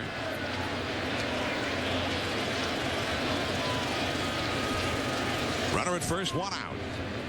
Martinez, 2 hits in 3 at-bats. He has knocked in Boston's only run in this game. And there, by the way, that's Eric Patterson who's gone in over at first base. So Patterson, the runner for J.D. Drew. Patterson has a lot of speed. He is the kid brother of Corey Patterson, who's been in the big leagues with several teams. And the little backdoor cutter or slider off the corner. 1 ball, no strikes. So there's Patterson. Yeah, his brother Corey's with the Baltimore Orioles now. Eric Patterson has 8 steals in 9 tries. The Yankees have not been very good at throwing out would-be base stealers this year as a team. Foul down the right field line. And you can see Victor Martinez making a conscious effort to pull that ball in the hole again. With no one on base, he singled to left field, but when he's had a runner at first and been held on by Teixeira, he has tried to hit the hole, and that's how he got his first run batted into this ball game. But he is definitely trying to pull it into the hole on the right side. Remember, there's that hole is opened up because the first baseman's on the bag with the runner. But Cano has moved over just a little bit, a step or two, because normally he plays more up the middle, but he's trying to protect that hole. Ooh, fastball right in there. 1-2.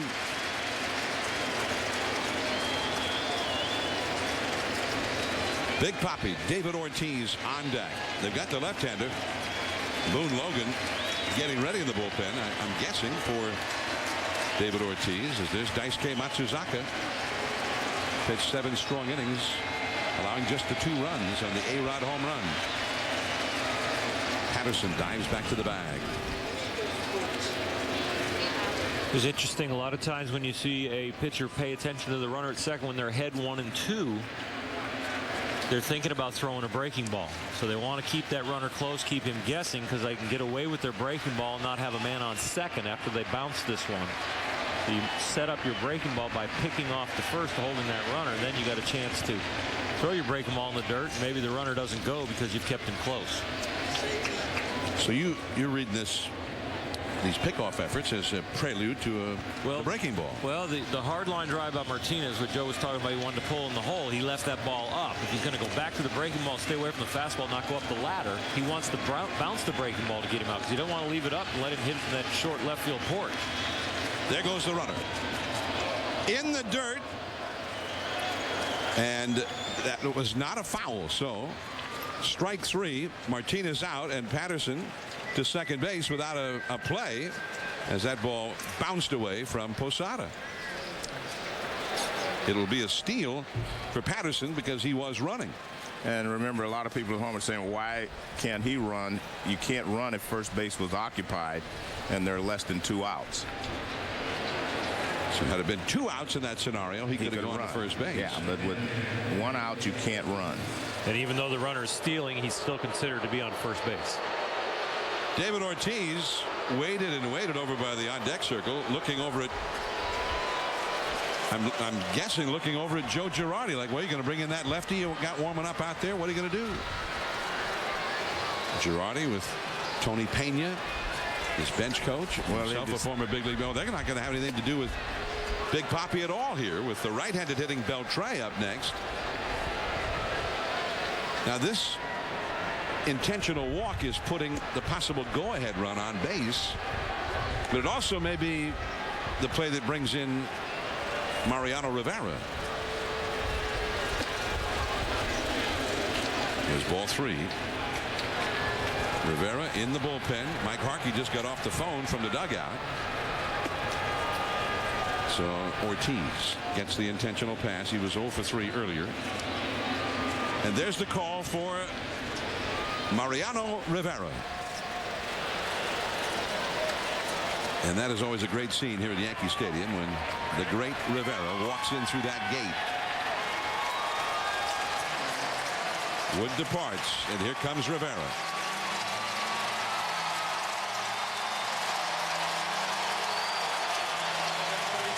Rivera and Beltre when we come back.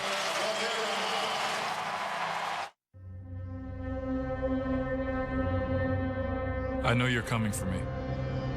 You want my chips and my reputation. I don't know who you are, where you're from, or how you play. But I know I'll be ready when you show yourself. We play at fulltailpoker.net. Come play for free. What's your 2:30 feeling like? Sometimes my whole day is a 2:30 feeling. Get home from one job, start my second job, and I'm running on empty. So I turned to 5-Hour Energy. I was a little nervous at first, but my husband kept talking about how great 5-Hour Energy was. 0 sugar, only 4 calories. So I finally tried it. For once, he was right. Told you so. For both my jobs, I count on 5-Hour Energy. 5-Hour Energy. Hours of energy now. No 2:30 feeling later. 10 years to learn the business. 10 years to make a name. 1 year on your own. It takes time to build a small business, but only 60 days to transform it with email marketing from Constant Contact. Sign up with Constant Contact and get 60 days of free email marketing to generate referrals, connect with clients, and build the business you've always wanted. Constant Contact. Start your 60-day free trial today. 2-1. The Yankees lead the Red Sox. We're in the first half of the 8th inning, and the Red Sox have runners at first and second, and their leading hitter for the year, Adrian Beltre, he's been their best hitter this year, coming up against Mariano Rivera, the great closer for the Yankees, who for so many years has been the difference between the Yankees and everybody else, especially in October. But like the Yankees themselves, Rivera has been a little bit shaky at times here in September. He's had a couple of lone saves, including last Sunday in Baltimore. Well, I think that tells you why they walked Big Papi instead of pitching to him, because Mariano Rivera didn't run from anybody. When he's on his game, he can throw the cutter to David Ortiz or anyone else. So I think that tells you a little bit about what Girardi's thinking right there. Beltre 1 for 5 with a home run in his career against Rivera. Ooh, there's that cutter. It's 0-1. That one pitch tells you a lot about the at-bat. Beltre swinging right away on a ball that was outside the plate. Tells you that Rivera's cutter is sharp also, because he got a swing and a miss. Beltre hitting .319 for the year. One of the leading hitters in the league. This time he takes it. Cutter down and away. 1 ball and 1 strike. Rivera has not pitched in a game since Monday, when he faced the Tampa Bay Rays. He had the blown save in Baltimore last Sunday. Luke Scott hit a home run to tie the game against him in the 9th inning.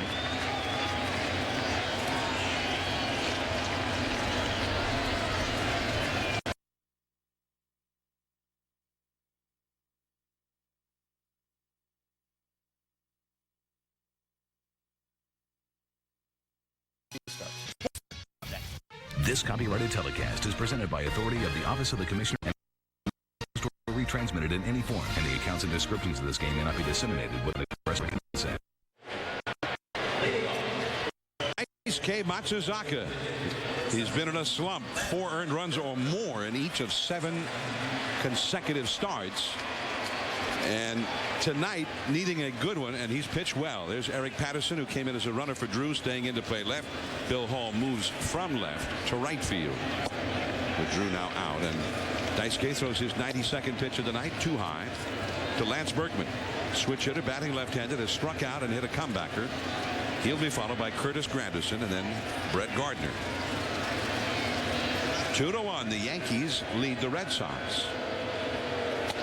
That fastball in for a strike. Alex Rodriguez electrified the crowd with a 2-run homer on a 2-strike pitch from Daisuke, who had been nothing but bad news for A-Rod ever since Daisuke came into the league. And he did it on an 0-2 pitch. Off the fist foul there by Berkman, and we were mindful of A-Rod doing similar things in the postseason last October in big moments, turning games around. As you see, the right-hander Atchison, the left-hander in the foreground. That is Okajima in the Boston bullpen. Alex Rodriguez, remember last year, hit 6 homers, had 18 RBIs in the postseason for the Yankees. Got his first World Series ring, as that is all for Lance Berkman. That backdoor slider got him. Let's go to the studio now. Here's Mike Yam with a Sports Center right now. All right, John. Matt Cain, he was throwing bullets. He had a no-hitter broken up in the 8th inning as his Giants pick up a 4-2 win over the Rockies. The W, it's big for San Francisco, who now leads the NL West by a half game. The Jets on top of the Dolphins, 21-20. Braylon Edwards with a touchdown after this game. SportsCenter will show you how it played out. All right, Mike, thanks. Here is Curtis Granderson. Has grounded to second, popped up to third. Granderson had been hitting a lot of home runs in the last 10 days or so. 7 home runs in his last 10 games. The former Tiger, things could hardly have started worse for him. Early this year, he was struggling. Then he got hurt. Came back and then was trying to get his game together. But in the last 58 games, he's hit 16 home runs. But more recently, he's been hitting home runs big time. 23 for the year. A ball and a strike. He's another guy who benefited from a long stint with Kevin Long. 2 or 3 days being benched, sat down, and Kevin Long and he had some long sessions in the cage that really helped. Alex Rodriguez has given him a lot of credit. Derek Jeter, coming out of his slump, gave him a lot of credit. Curtis Granderson, another benefactor. The changeup bounced foul, and the count is 2-2 to Granderson. Mariano Rivera came on to get out of the jam in the 8th inning with 2 men on, getting Adrian Beltre, who's been the Red Sox all-around best hitter this year, especially in the absence of Youkilis and Pedroia. And that's a foul. The Red Sox don't have the depth in the lineup that they once had. With all of those guys are healthy, their lineup was pretty solid from top to bottom. In the 9th inning, they're due to have the young Jed Lowry, a switch hitter, the left-handed batting rookie Kalish, and the veteran right-handed hitter Bill Hall due up. They also added a guy that they could use if they felt they needed him. They picked up the switch hitting Felipe Lopez, who just got released by the Cardinals a couple of days ago. Lopez signing with the Red Sox for the final handful of games. There's Lopez in the dugout. Interestingly enough, apparently there's a story that the Padres tried to sign him, and he decided he wanted to sign with the Red Sox instead. Shallow right center on a soaring fly ball, and Bill Hall out number 2. John, we've talked about how Mariano Rivera has changed some of his styles. He was away to Beltre. Now he tries to come inside, to just something that he never did before. Now watch this pitch. It's too good to lay off of, and you can't hit it. It starts in the strike zone, and with 3 balls and 2 strikes, you have to go after it. You don't want to take it. but you can't handle that pitch. And Beltre hit a little dribbler to second base. But, I mean, if you think about it, I mean, Mariano Rivera, for all those years, never came inside. It didn't matter. He just threw his cutter. Whatever you wanted to do, you did it. But now he has changed a little bit, and I think that's the reason he has had to change, because he doesn't have the great cutter anymore with this velocity. Brett Gardner 0 for 2. Last of the 8th. The Yankees lead the Red Sox 2-1. If the Yankees win this game, they will clinch no worse than a tie for the wild card. So they'd have to lose all the rest of their games. The Red Sox would have to win all the rest of their games just to get a tie for the wild card. And the Yankees would be right on the verge of assuring themselves of being in the postseason. And when we were talking this morning, John, the real point was they were going to play the Red Sox 4 games no matter what. All they had to do was win one of those 4 games is the key. So the Yankees, even though they lost the first 2, on the verge of clinching no worse than a tie in the wild card. And as Joe Girardi told us before the game, although he says people have been talking about the Yankees don't seem to be interested in winning the division, he says we're very interested. We'd much rather win the division than be the wild card. And he made the change today, going to Phil Hughes, although it had been announced that Hughes would be bypassed this time through the rotation to keep his innings count down.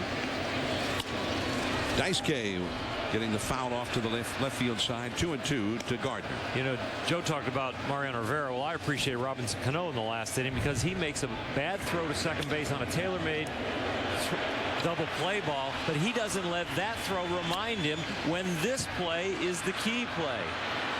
And so when you talk about fundamentals, when you talk about only 3 errors throughout the whole year, MVP candidate, Gold Glover, that's what you appreciate when you're a pitcher. When you, Joe said, and you get the out. Robinson Cano, who may win the MVP, but there are some other strong candidates in the American League. Although one of them, Josh Hamilton with Texas, has not played for most of the month. Turns out he got a couple of cracked ribs. They're hoping that he's going to be back and ready to go for the postseason. Sharply hit but foul. 3-2 the count. Our Lee Jeans hunt for October takes a look at the American League playoff picture right now. The only thing at issue is really, will Tampa Bay take first place or the Yankees? Is the Red Sox not eliminated, not just yet, but awfully close. I think the Yankees' late slump here helps Robinson Cano as far as MVP votes, because now they get to see how valuable he really was. They end up, the high water mark when they're 36 games over 500, and they don't have this little slump. They think, well, they really didn't need him. They walked in as a whole team, but this comes down to these last few games, and they've had a little pressure on them. Some of the voters are going to realize how important he was to the Yankees. By the way, I think there's a little moisture that has started to enter Yankee Stadium. The wind has really picked up. It's a ferocious wind blowing, and it's brought a little mist with it.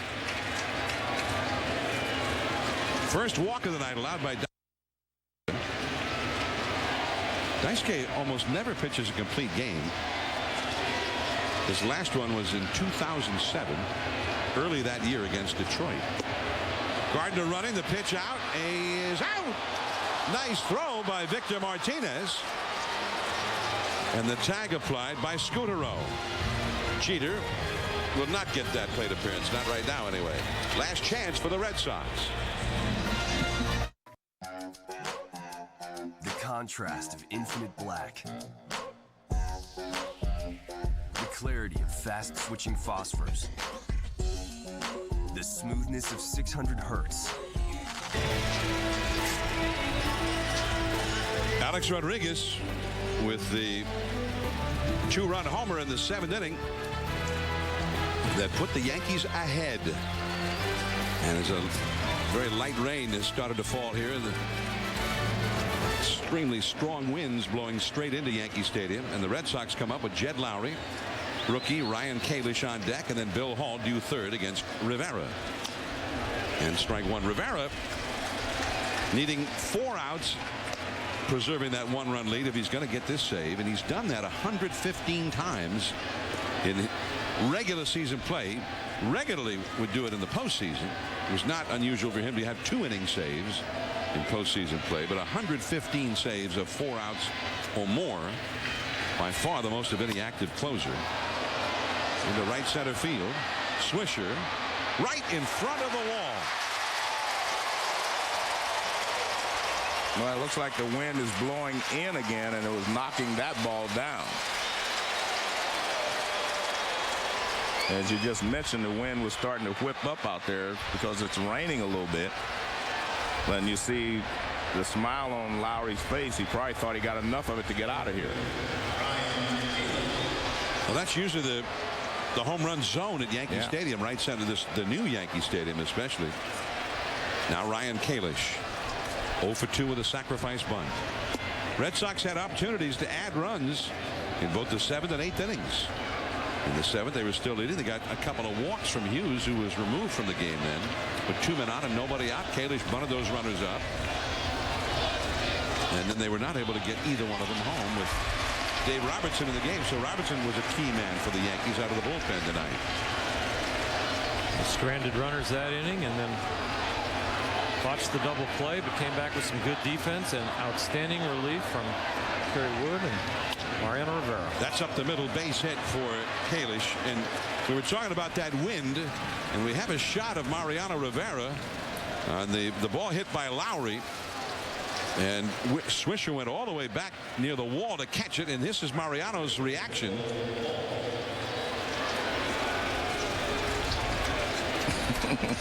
I'm telling you, he thought it was gone, and I did too. When he first hit it, I thought that ball was out. But the wind did knock it down. Thanks for the wind.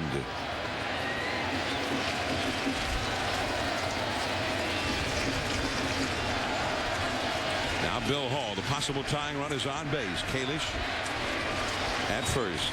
Bill Hall, who has 18 home runs, he has a double, and he has scored Boston's only run in this game.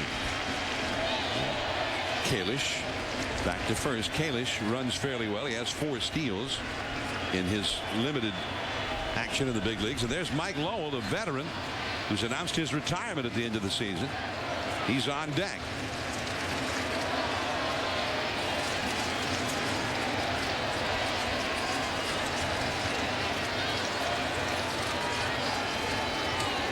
There goes Kalish. Posada's throw in the dirt, and that wouldn't have been in time anyway. Kalish steals it, and with 1 out, the Red Sox had the possible tying run in scoring position. Very rarely does a closer hold runners well or keep people from stealing bases. Most of the closers that I've ever watched allows you to steal. And you see, he didn't even get a great jump, but because of the high leg kick that Mariano has, it allowed him time to make it up as he was running. Well, of course, remember in 2004, Dave Roberts came in as a pinch runner with his club down by a run. Rivera on the mound, and Roberts stole second base, and Bill Miller singled him home to tie that game. The beginning of a 4-game winning streak that sent the Red Sox to the World Series. 1 ball, 1 strike. A very light rain falling at Yankee Stadium. Papelbon in the foreground, Bard in the background, both up in the Boston bullpen. Ball and a strike to Bill Hall. He has doubled, walked, and grounded out in this game. Right by him, 1-2. This wind and rain is a huge factor right now, guys. I'll tell you what, Brett Gardner is really shallow in left. He was that shallow even with a man on first, and you're trying to protect the tying run at first base in a double. That wind is swirling in. I think it even affected Jorge Posada's throw to second on the stolen base.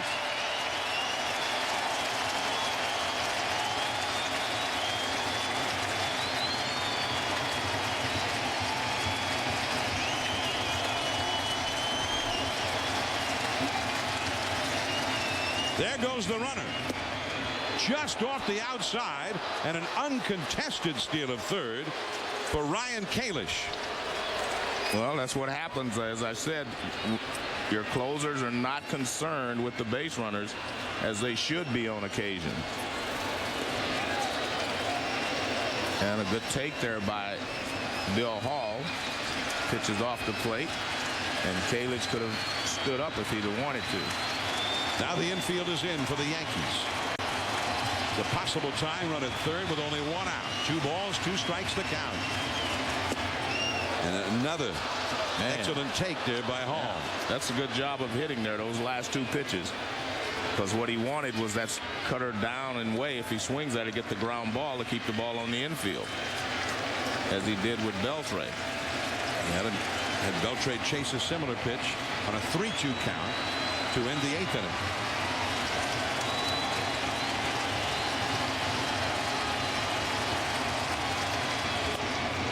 And a foul out of play. And as we saw Beltre do in that 8th inning as well, making Mariano get the ball up a little bit into the strike zone. Well, if you're the Yankees, you look at your defense. Gardner in center field does not have a strong arm.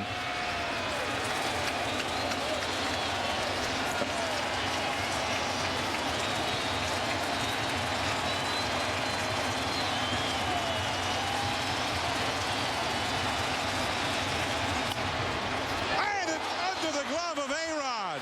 This game is tied up. A smash, and A-Rod could not handle it. 2-2. Well, the infield is in, and you do not have a lot of time to react. And that ball was hit like a shot down on A-Rod. All you can do is try to smother it, and he couldn't get it done. But remember, the stolen bases are the reason that he was at third base. Now watch how hard this ball is hit. Remember, the grass is wet also. And you can see he can't get down on it. He tried to get down on it, but he could not. And I think this should be a base hit. You see, he was just handcuffed.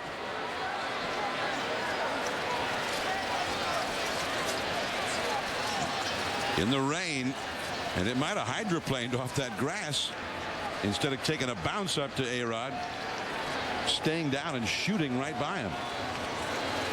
If there'd been no steals at all, A-Rod might have well have been 15, 20 feet further back than he was with the runner at third. Well, even if he's still at second, he would have been back. But with the fact that he's in at third, he's with third base, you have to cut the run off at the plate. Great at bat by Bill Hall, on the other hand. Definitely. You got to give him a lot of credit. 2-2 the score. The third blown save in the month of September for Rivera as Hall runs. And he steals. Posada could not get a handle on that one. No throw again. Well, he had no chance of throwing him out anyway. Mariano's going to have to be just more conscious of these base runners. And if you're going to go into the playoffs, I think all the scouts are here watching. You're going to see guys just take off if they can get to first base. So Rivera now with 5 blown saves, updating that graphic. 5 blown saves for the season, and 3 of them have come here in September, including tonight and last Sunday. Now the possible go-ahead run is in scoring position. Bill Hall, as Mike Lowell is the pinch hitter. There goes Hall. And a terrible throw. A-Rod went over to tag Hall, but timeout had been granted. A-Rod did not realize it. Chris Guccione had granted timeout to Hall, and A-Rod said, wait a minute, where are you going? And he went over to tag him. Well, there's more going on here than just stealing a base. Psychologically, this is going to put a lot of pressure on Mariano when he comes in to a close ball game in the future. Like in October. Yeah. Well, the Yankees are going to probably play Minnesota, or they're going to play Texas. Texas would probably run on them. Minnesota probably not as much. But if they have to get through Tampa Bay to get to the World Series, you know they're going to be running. And base stealers are 8 for 8 against Rivera this year. And 4 for 4 in this inning. Yeah. The infield is in once again. 3-1 the count to Lowell. He got the high fastball and fouled it straight back. Full count. Scutaro, another right-handed hitter, on deck. Red Sox have tied the game in the 9th inning, and they are threatening to go ahead, the possible go-ahead run. At third base with 1 out.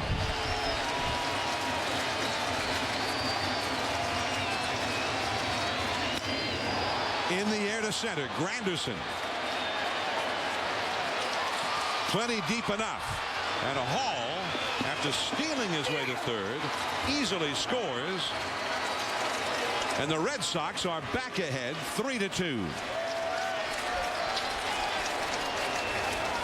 For a team like Boston that normally did not steal bases in their history, I mean, now they're playing a complete game. They do not have the power that they've had in the past. So a lot of these guys are good base runners with speed. They're more athletic now, and that allows them to steal bases.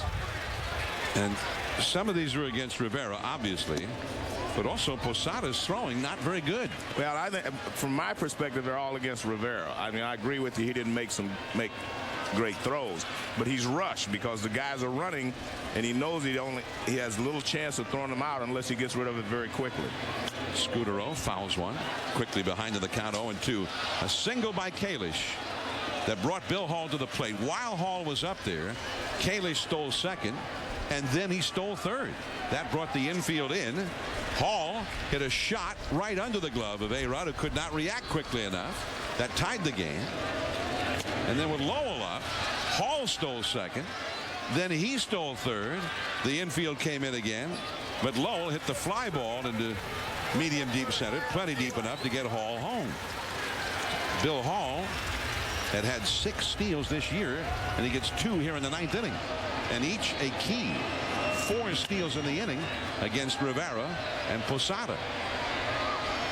Teixeira goes over, but the wind got hold of that one and blew it not just out of play, way out of play. It was almost a routine pop up to second base. It ends up being out of play. The wind is so strong. In the Boston bullpen, it's now a save situation, and it is only Papelbon. Bard had been up as well. Now Papelbon getting ready for the save situation, last of the 9th, and the Yankees will have the top of their order. They'll make him run the gauntlet. Jeter, Swisher, Teixeira, A-Rod due 4th. In right center, Granderson, Scudero retired. But Boston, with a 2-run inning made out of 2 singles and 4 stolen bases and a fly ball from Mike Lowell. Papelbon coming in, Jeter coming up. Tries to do what Rivera could not do tonight. Get the save in a 1-run game. Well, John, he has struggled as well this year. This has been an unusual year for him as well. Papelbon got a save here in Friday night's game, but gave up a run. He came in with a 3-run lead. And Mark Teixeira hit a home run against him in the 9th inning of that game. There is Josh Reddick taking over in right field, replacing Bill Hall. And Mike Lowell, after pinch hitting for Anderson, the first baseman, takes over at first base. Derek Jeter, the top of the order for the Yankees, coming up against Papelbon. In the rain. That rain getting a little heavier now. It's not a heavy rain yet, but heavier than it was. Papelbon with a 3.94 ERA. Most of the runs he has allowed this year have come in 5 games. Papelbon for the season has allowed 28 earned runs, and 18 of them were in 5 games. And most of those were in April, the very beginning of the season. Here's Jeter, 0 for 3. And the high fastball, a foul out of play, 93 miles an hour from Papelbon. It's wet here in New York for sure, and the strong wind still blowing. 7 blown saves overall, and 7 home runs allowed, and all of those, the blown saves, the earned run average, the home runs allowed, all the most he's ever had, or in the case of the ERA, the highest he's ever had. Rivera got touched up for 2 here in the 9th. Right field, Reddick looking up into the rain. 1 away. Jeter 0 for 4. He had a 14-game hitting streak coming into this one. Well, the Yankees still have padding if they lose this game, but they showed how important this game was by switching from Dustin Mosley to Phil Hughes, by bringing in Mariano Rivera for a 4-out save that he doesn't finish off. So there will be questions to be answered after this game and will continue until they finish this playoff run off. And there's no rest for the Yankees. They have to fly to Chicago and or to Toronto and go up against a team that's hit more home runs than any team in the majors. And they play again tomorrow. Their off day is not till Thursday. Well, if you lose this ball game, that's the way you want it. You wouldn't want a day off the stew over this. Nick Swisher, high and tight for ball, and they did get a strong start for the first time in a while from Phil Hughes. 6+ innings, 1 run, 3 hits allowed. I mean, they may be limping to the finish line, but guess what? You built up a big enough lead. You played well enough early in the year that you can afford to do this and still get into the playoffs. Swisher 0 for 3 in the game, 0 for 6 lifetime against Papelbon, and there's a splitter a little bit low, and it's 2-0. The Yankees with a magic number of 3, any combination of Yankee wins and or Red Sox losses equaling 3, and they will clinch no worse than a berth in the wild card team in the postseason. Fastball just off the outside. Papelbon looking in at Phil Cuzzy, wondering, wait a minute, what? 3-0 the count. In the wild card, the Yankees still by 5.5 over Boston. But it would be 4.5 if the Red Sox can hold on to this one. 3-1. Mark Teixeira on deck, A-Rod behind him. The half game comes from a game's played. It'll only be 4 out in the loss column.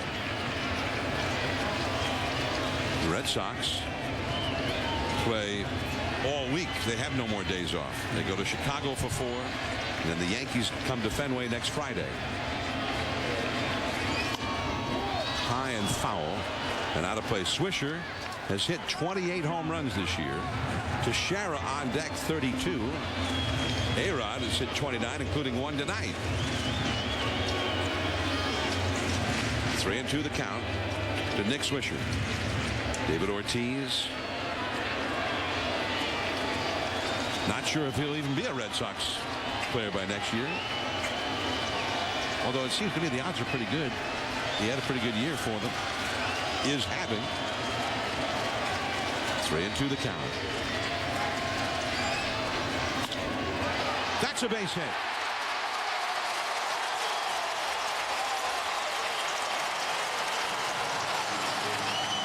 And a pinch runner will go in for Swisher. Eduardo Nunez.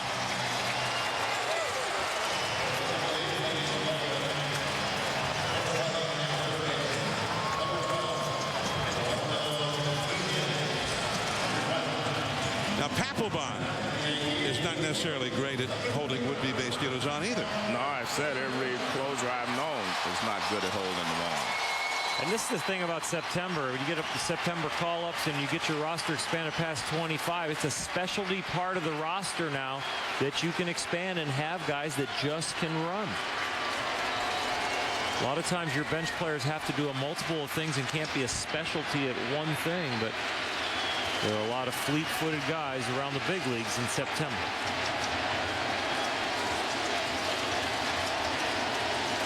Mark Teixeira, the hitter. Strike, and it's 0-1. He's not as slow in his delivery as Mariano is, but he has the leg kick, and it takes him a while to deliver the ball to the plate. So, and if you're a good base stealer, you could steal off of him as they stole off Mariano. It's just a lot easier when Mariano is pitching.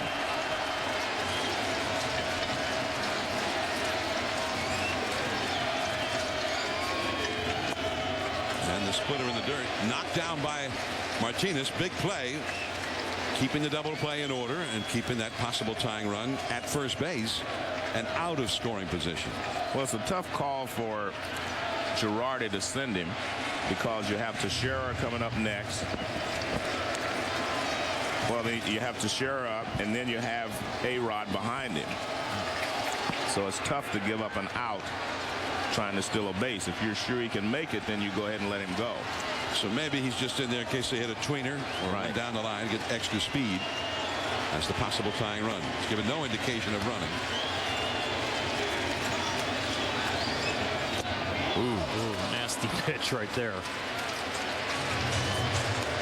This is late, it's sharp, it's right down the middle, so you know you're going to probably get a swing. But this to finish on that pitch, even took Victor Martinez's glove down with it just to catch it at 87 miles an hour. The swing and the miss.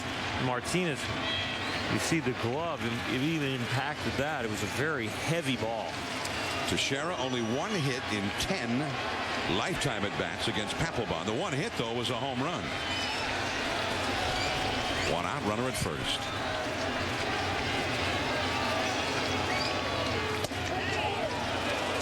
Off the outside. 2-2.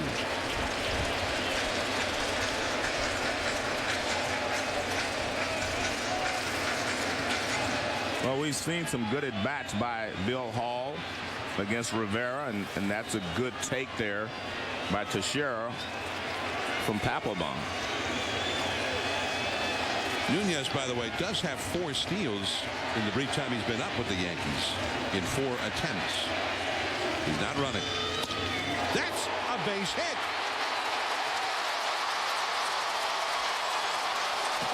Reddick gave a deke as if he were going to catch it and then fired in towards second.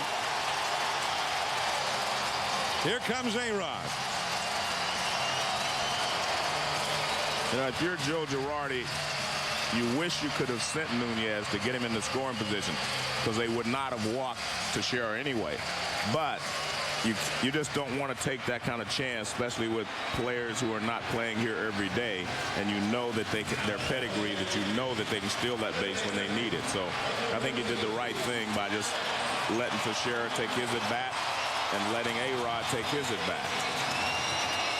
Alex Rodriguez has a home run. This was the one he hit against Papelbon in the 9th inning on Friday, his second home run of the game. And then he hit one against Okajima in the 9th inning. Tonight he hit an opposite field home run in the 7th inning against Matsuzaka to put the Yankees ahead. And now he comes up, and again his team is trailing by a run.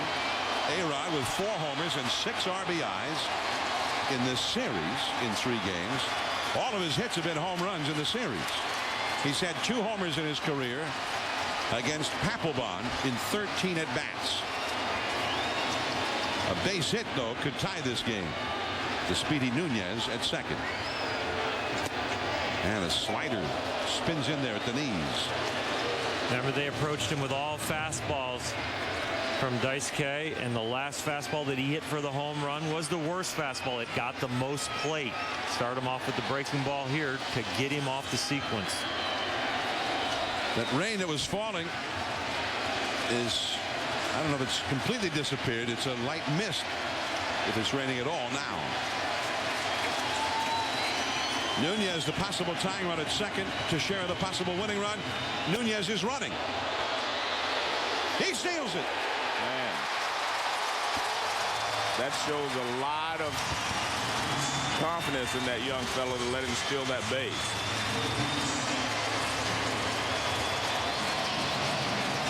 But Papelbon takes a look at second, and then he goes to the plate. And you can see he was running all the time, even though it was a lot closer play than you would want it in this situation. Clearly was in there. Victor Martinez. Oh, man. Well, interesting, it looks like they're going to play the infield halfway, which means they can go for the double play if the ball's hit sharply at one of the infielders, or if it's not, they can charge and come home. It was a great throw by Victor Martinez down there to third. Looked like Adrian Beltre was a little surprised his footwork wasn't very good to be able to get the tag in there. Well, now they've moved back to double play position. A double play ends the game. Right, they've moved back. But if they don't turn the double play, the tying run scores. First baseman Lowell on the bag with Teixeira. A little bit below the knees. And remember, Teixeira's not running that well. He's got the bad toe. So, it'd have to be a long extra base hit in order for him to score from first base. Another thing on that, Nunez running for third with A-Rod up there, it opens the hole, right? Because Beltre has to leave his defensive position. But I would think that a veteran like A-Rod would never swing when he takes off like that. He would give him the opportunity to steal the base, which he did. 2-1 the count. And the curveball in there. Strike two. Jonathan Papelbon has thrown 2 high-quality pitches the last 2 pitches. The fastball low, which was the turning pitch in the 1-1, it looked to me like it was a strike. I don't know where K-Zone had it. Looks like K-Zone had it as a strike. It was called a ball. 2-1 now. He comes back with a breaking ball, and look how good that pitch is. He stays with pitcher's pitches in this situation, even though he was behind in the count. 2-2 the count. 2 men on, 1 man out. 3-2 Boston. That one got away from him. Well, I actually thought that was the pitch that he would throw. Fastball in, because he's made a couple of quality pitches away to A-Rod. And he said, well, let me see if I can go in, because it's been obvious that they wanted to pitch A-Rod in all night long. And now a pinch runner is going to go over to first base for the Yankees. Ramiro Pena replaces Teixeira in a running situation with 1 out. Yeah, I think they're going to send him. And 2 things will happen. You stay out of the double play, but you got to figure a strike him out, throw him out, what could happen there. But I think if you're the Yankees, everything's in your favor, because Martinez can't just come up and throw to second. He has to check the runner at third before he throws to second base. Papelbon gets a lot of strikeouts, 72 strikeouts in 64 innings before tonight. Nunez, the possible tying run at third. Pena, the pinch runner. Both of them are pinch runners. The possible winning run at first. And likely running with this pitch. He goes. No swing. And that was a nasty pitch, too. The bases are loaded. Man, I'm seeing guys take pitches in these clutch situations that are very close to the plate with 2 strikes, and they're taking them. That pitch there was close. Now watch this pitch. Man, that's a close pitch, and I think the umpires fooled because they caught it. When he caught the ball, it was very low, but when it crossed the front of the plate, it was above the knees. John Farrell out to the mound. And Robinson Cano, an MVP candidate, is coming up in a spot where a base hit to the outfield would likely win the game for the Yankees. Well, we talked about the tightening of the race and how voters would watch Robinson Cano a little closer because they're not blowing it away as they walk into the playoffs. Well, if they make it to the playoffs, it's going to be close. And this at bat right here could make their magic number 1. And look at his numbers when he's batted with the bases loaded. He's hitting .588 with a couple of grand slams for the year. And the only difference with Robinson Cano is he's a little more of a free swinger than, say, A-Rod is, you know, in these situations. So he has to be patient now. We've seen A-Rod be patient, Teixeira be patient. Cano has to be patient and make sure he gets a pitch to hit. He doesn't have to get a base hit. Papelbon has to get him out. That's the thought process he has to have right now. So he has to make sure he gets a pitch that he can handle. And he is generally a very good contact hitter. 4 hits in 16 at-bats lifetime against Papelbon. And he had the sinking action on it. Down and away. Ball 1. And that's what I was talking about. See, he doesn't have to get a hit right there. Papelbon has to get him out. So he has to come to him. So he did not chase that pitch out of the strike zone. Make him throw a strike and then put your best swing on it. Nunez at third. Pena at second. The runners with which the Red Sox are most concerned. They have a 1-run lead. They got 2 runs against Rivera to come from behind in the top of the inning. And now the Yankees, with the bases loaded, still down by a run, but a base hit away from coming back to win it anyway.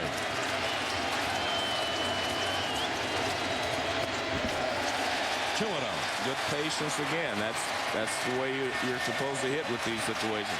A lot of times guys get over anxious, they get nervous, they want to do something right away, and they just start hacking.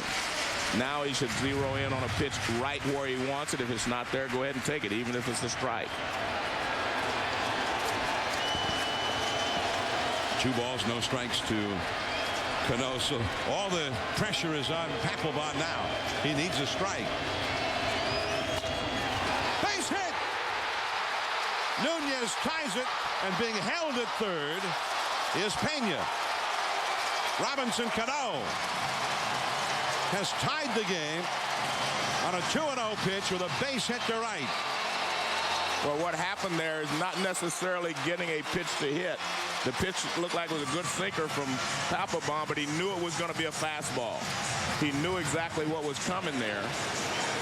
And there's a fastball away, sinker down, or splitter. Now there's the fastball, and he hammers it into right field for a base hit. You're so right, Joe. The fact that he knew it was a fastball, he saw the middle of the plate, the movement took it to the outside corner, but he put a great swing on it and hit it hard. And now Jorge Posada. And the Red Sox bring the corner infielders into the edge of the grass. The middle infielders are in halfway. Well, he's in the same situation that Cano was in. Make him give you a pitch. Make him get you out. 3-3. A blown save for Papelbon. And now he's just trying to hold the line and get the game into extra innings. Still with the bases loaded, only one out. Posada's hit 2 grand slams this year. 2 for 11 lifetime against Jonathan Papelbon. And the breaking ball is low. Remember when Beltre hit the ball by A-Rod and Joe talked about no halfway? Well, they're going halfway here, Boston in the infield, because of Posada's speed at the plate. Yeah, or lack of speed. Lack of speed. 39-year-old legs at the plate. So you can go halfway up the middle and still on a routine ground ball, even a chopper, you can get Posada on a double play. But the problem is the runner at third has some speed. Well, Posada chased the high fastball. That's what you call getting yourself out instead of letting Papelbon get you out. I mean, you're in a situation with the bases loaded. Everything is in your favor. You make him give you a pitch to hit. And you can see this pitch clearly out of the strike zone and running away. Very late. 1 ball, 1 strike to Posada. Tonight he is 0 for 3. 39 years old, Jorge Posada. The Yankee went back to their World Series win under Joe Torre all the way back in '96. And that's foul to Mick Kelleher, the first base coach. 1 ball and 2 strikes to Posada. Posada, Jeter, Mariano Rivera, Andy Pettitte. Those 4 all go back to that run that began in 1996. Rather remarkable. 4 guys still playing together at a high level all these years later.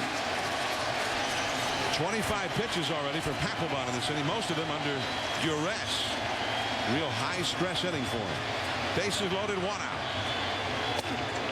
Ooh, that one looked pretty good. Did not get the call. Well, Papelbon definitely wanted this pitch. It looked like it tailed back a little bit. Here's what K-Zone says. Well, it says it was strike 3. 2-2 the count to Posada. Berkman would be next.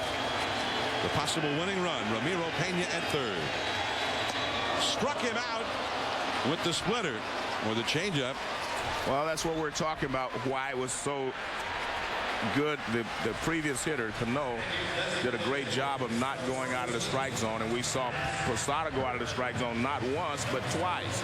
He goes out of it twice. He chased the high fastball. Now he chases the breaking ball down in the, well, it's not quite in the dirt, but below the knees, and he's way out in front. It looks like a splitter to me. Now Lance Berkman struck out twice and hit one back to the pitcher.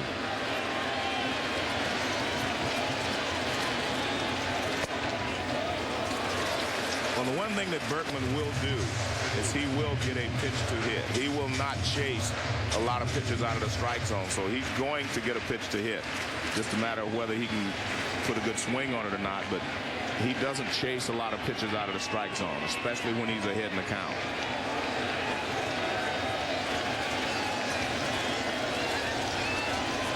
3 men on, 2 men out. And that is too low.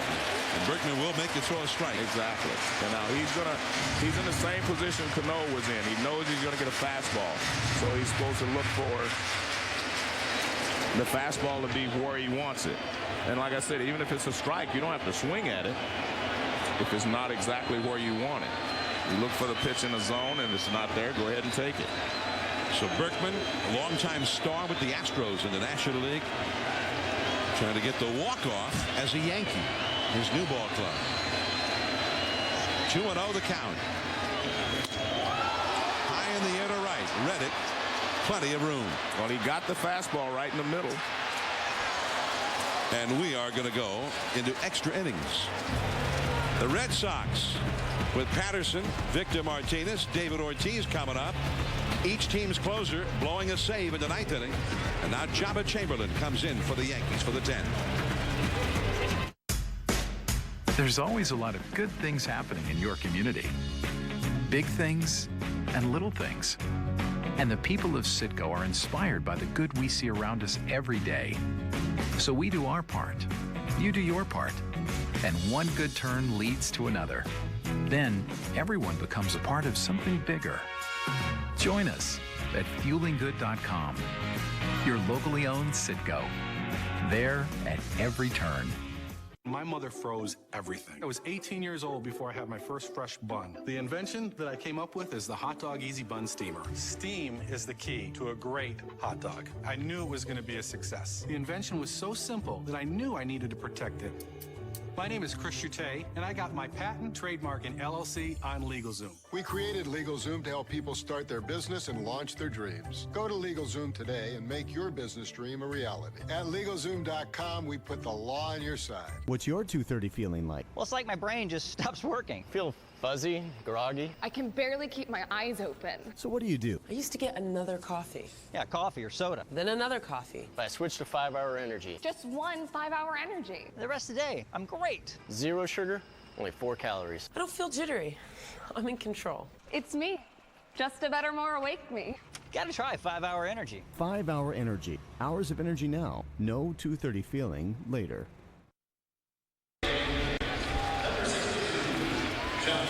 Sunday Night Baseball, our final Sunday night telecast for the 2010 season. And we hadn't had enough of it just yet, so we're going to overtime. Red Sox Yankees. Jabba Chamberlain comes in to relieve Mariano Rivera, who got his 3rd blown save in the month of September, all in the last, 15 days.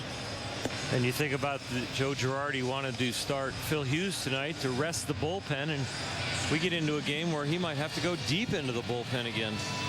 15 relief outings over the last 4 days for the Yankee bullpen because the starters had not gone deep into the game. The longest outing they had was 5 1/3 by CC Sabathia on Thursday. They had an outing of 3 innings, 3 1/3, and 4 2/3. Around that, Phil Hughes did the job tonight, but now with extra innings, more tax on the bullpen. Jabba Chamberlain is the 4th bullpenner to be used in the game. Greg Golson now in right field for the Yankees. And Juan Miranda now at first base. Remember, they ran for Mark Teixeira with Ramiro Pena, representing the possible winning run, but they could never get Pena home. So now they'll have to play without one of their top bats and great defenders, Mark Teixeira. And a fastball in there for a called strike to Eric Patterson from the hard-throwing Jabba Chamberlain.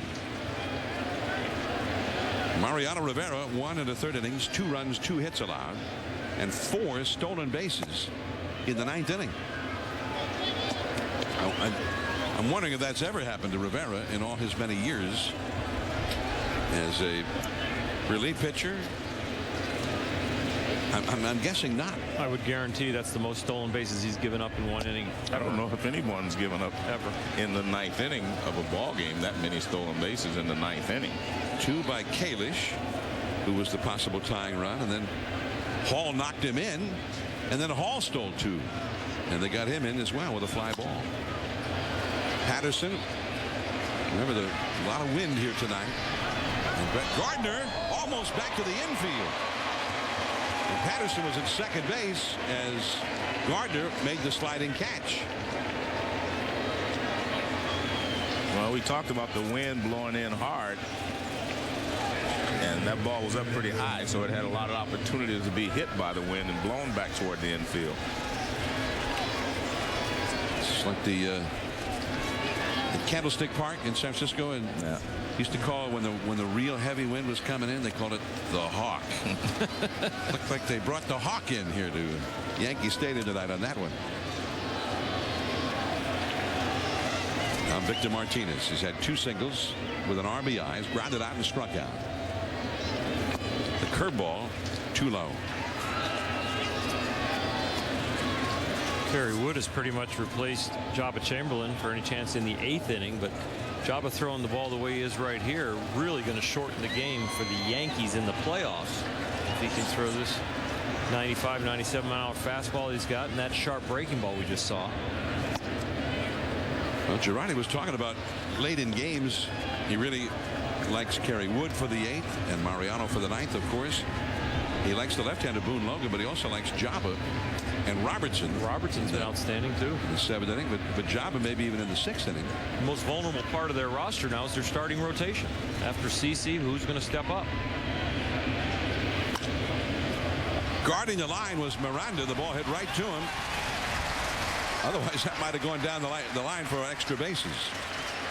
Boston tied the game in the 9th inning. Ryan Kalish got the base hit against Rivera. And then with Hall up there, he stole second base. And then he stole third. Not even a throw. And Hall, with the rain falling, knocked him in with a base hit. That tied the game. Then Hall took off with Lowell up there. No throw. And he took off again. And stole it easily. And then Lowell hit the fly ball to Granderson. Plenty deep enough. Rivera knew it. As Hall came in to score. 3-2 Red Sox. Jabba Chamberlain with David Ortiz coming up is out of the game, and Boone Logan, the left-hander, to face Big Papi to try and keep him in the yard. 3-3 in the 10th inning. 2 down, nobody on. We'll be right back. During the big game, you'll never miss any of the action with the Birkenfield QR76 binoculars. The QR76 features fluoride prism lenses, an ergonomic focus, and diopter controls, all of which you'll need because you didn't buy your tickets on StubHub. For 10 years, StubHub has been the place to find great tickets to sports, concerts, and more, even on the day of the event, and even if it's sold out. StubHub. Where do you want to sit?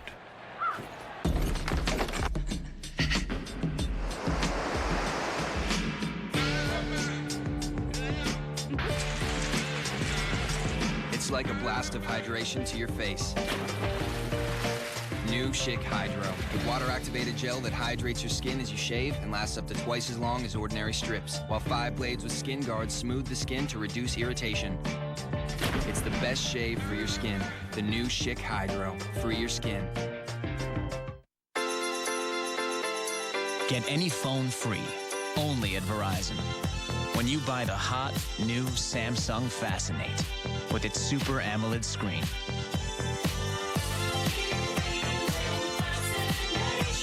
Get a free Samsung Intensity, a free BlackBerry Bold, or any other phone in our lineup. Don't miss out. Offer ends September 30th. Buy a Samsung Fascinate and any other phone is free. Only at Verizon. We had some rain here at Yankee Stadium. A lot of people headed for cover. More baseball in the pennant race.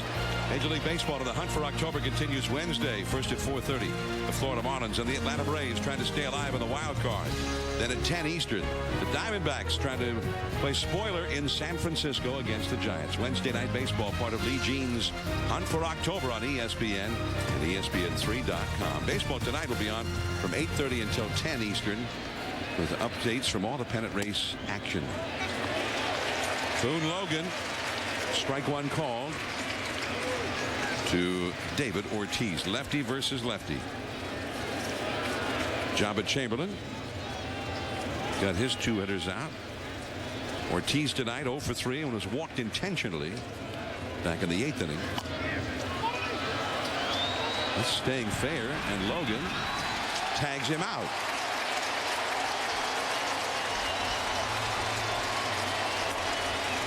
Now the Yankees coming up again. Granderson, Brett Gardner, and Derek Jeter, the three due. And Hideki Okajima, the left-hander, will come in from the Boston bullpen. I don't like. Red Sox 3, Yankees 3, and there is Hideki Okajima on in relief of Jonathan Papelbon, who was not able to get the save for Daisuke Matsuzaka. In fact, he did a pretty good job just keeping the Yankees from winning.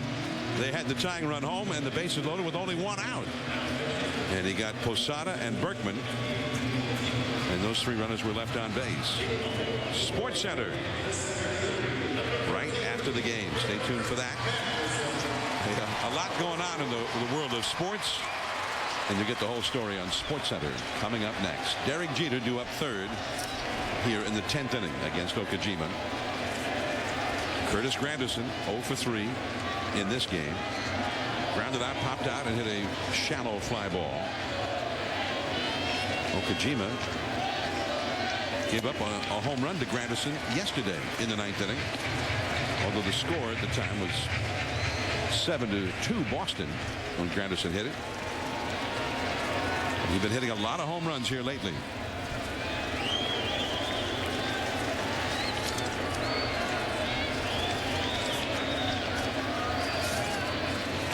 And the curveball in there for a strike. Okajima, who's got an unorthodox kind of a style where he looks right down to the ground just before he throws the pitch. Yeah, one of the few people in the big leagues that doesn't really keep the head on the target. Almost clears his head so his shoulder can make a clean course to the home plate.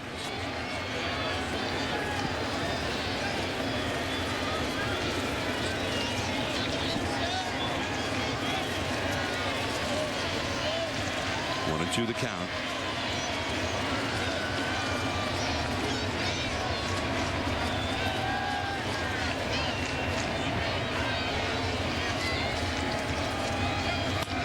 That's a base hit.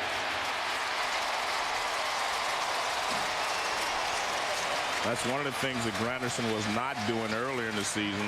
After a breaking ball, he was not able to handle the fastball in. And he gets the fastball in, and he's able to shorten his swing enough. He had a longer swing earlier in the year. This is a short, quick, compact swing, and he rips it to right field for a base hit. Watch how compact this swing is. Once he starts, very quick through the zone. Granderson, who used to be a guy who could steal bases with the Tigers, as Gardner comes up. By the way, let me correct myself.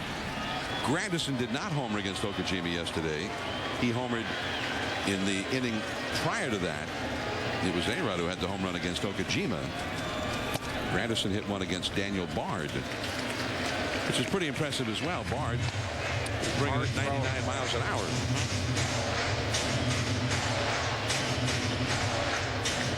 One ball and no strikes to Gardner. There's Derek Jeter on deck. Gardner 0 for 2 with a walk, and he was thrown out trying to steal in the 8th inning. 3-3 in the last of the 10th. Final home game for the Yankees here in 2010 in the regular season. They try to snap a 4-game losing streak. Gardner shows bunt, takes a strike this time. Beltre very shallow at third, right on top of him. Lowell, who has to hold against the runner, gets a later break. So Joe, you want to ordinarily, if you're going to bunt to the first baseman, is that correct? But with the speed of Granderson at first base, they're not going to take a real chance unless it's a sure thing. So I mean, if he just deadens it anywhere out there, it should work. Here's the bunt. They're going to have to hurry on this. He's got great speed, and it hits him. Granderson to third.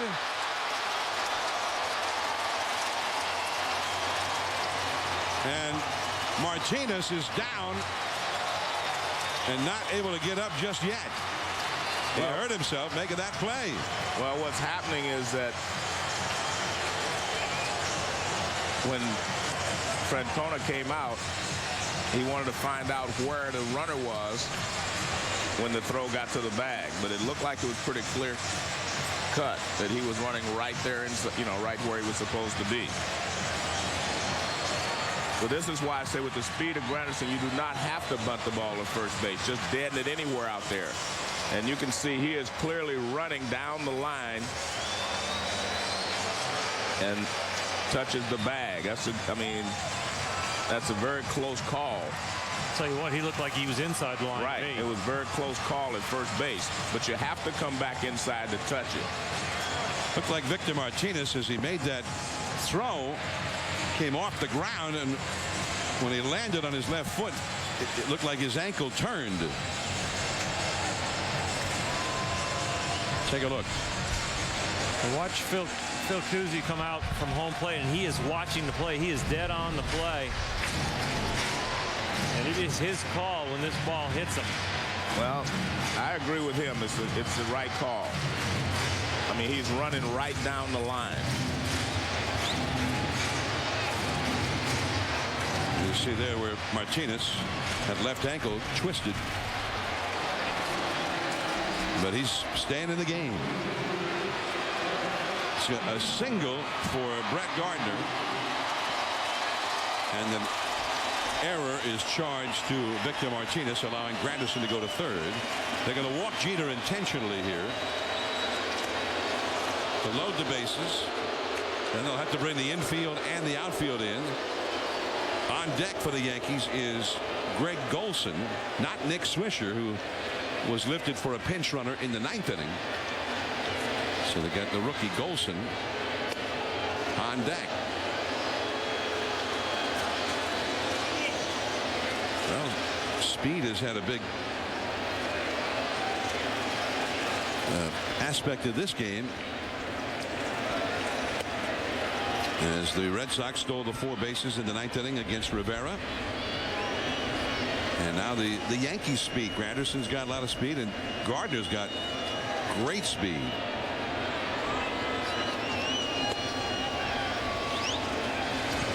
So Jeter gets the walk, and the bases are loaded. Golson's going to go back into the dugout. John, we're witnessing the new American League East, where they're bunting and stealing bases. The old American League East, they just waited for the 3-run homers and did not steal any bases. The new American League East. And Marcus Thames comes out. The big right-handed hitter will pinch hit for Golson, and we'll see what Terry Francona has in mind. Now he's got a right-hander. Looks like Atchison is the right-hander up in the Boston bullpen.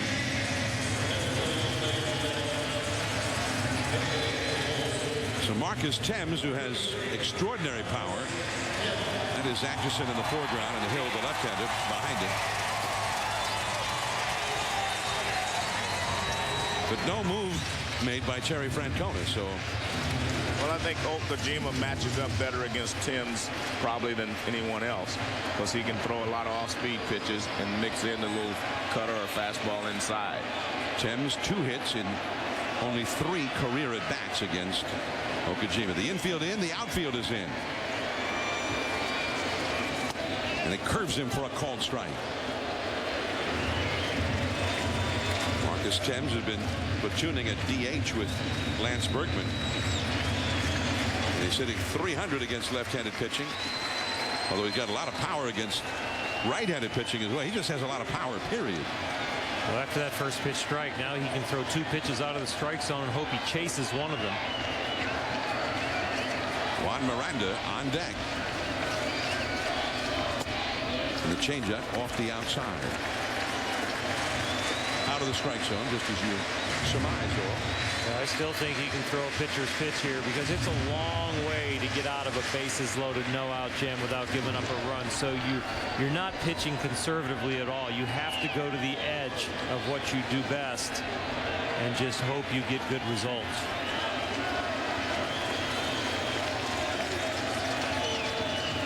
Another curve off the inside. 2-1. Well, now what? Thames is a good fastball hitter, and they're trying to stay away from it. And And that's why I say he matches up okay with him, because he throws a lot of off-speed pitches. Well, he's gone out of the strike zone a couple of pitches.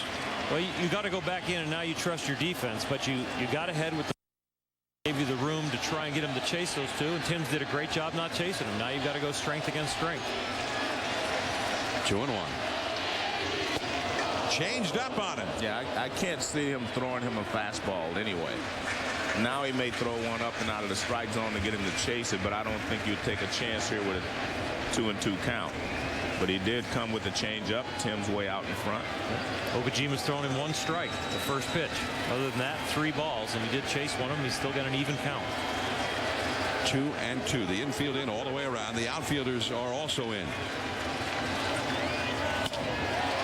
Caught beautifully by Beltre. The force out, and there was nobody at third, and Martinez saw that he had some time to go back to third, but there was nobody there. Beltre had to go to his left to glove that ball. But what a pickup on a tough in-between hop. Well, he's one of the best defensive third basemen in the game, and this is that in-between hop. And he comes up with it, times it perfectly, and he makes sure he comes home. No one can get to third base on this play, so nothing else you can do. You're just happy to get one, to be honest with you, because as hard as that ball was hit, the game could have been over. So Granderson forced out. Now Gardner at third. And that also makes more trouble because Gardner is one of the fastest runners in the American League. And John Farrell, the pitching coach, out to the mound as they conference with Okajima, Martinez. All of the infielders gathering around as well, with instructions on not only this hitter, Juan Miranda, but also about how Terry Francona wants his defense to play. Miranda has seen Okajima one time, and Okajima struck him out. Lefty versus lefty here. But I think what he also talked about is what will we do if we think a squeeze is on or something. You have to be prepared for anything at this point. Miranda called up from AAA Scranton Wilkes-Barre 2 weeks ago today. Also was up a couple of other times earlier this year.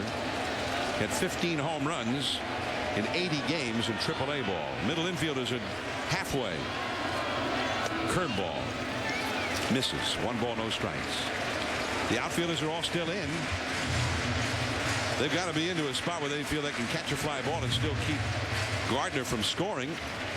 Although Reddick, I guess Reddick is set up to try and come running in for a pop fly, because he's medium deep and right.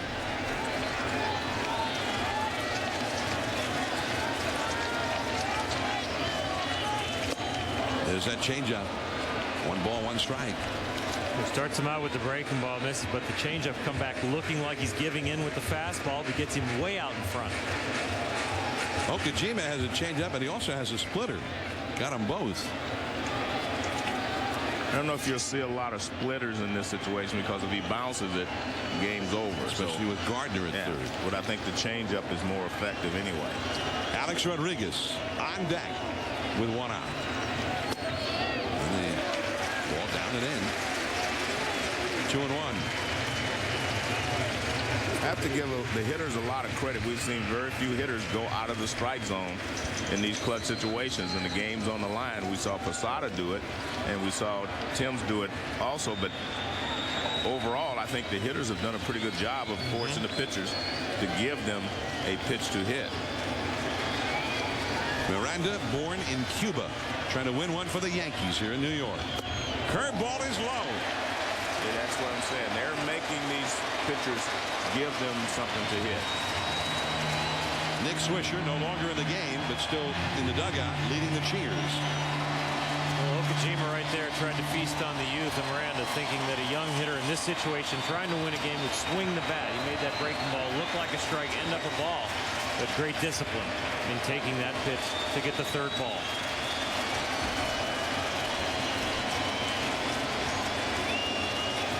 So Okajima's got as far as he can go. There's nowhere to put Miranda. If he misses with another pitch, the game is over. Juan Miranda, who's been around for a while, he's 27 years old. A chance to be the hero for the Yankees. Here's the big pitch. Oh, he walked him. Granderson scores, and the Yankees have clinched no worse than a tie for the wild card. Brett Gardner scores the winning run from third base on the walk to Miranda.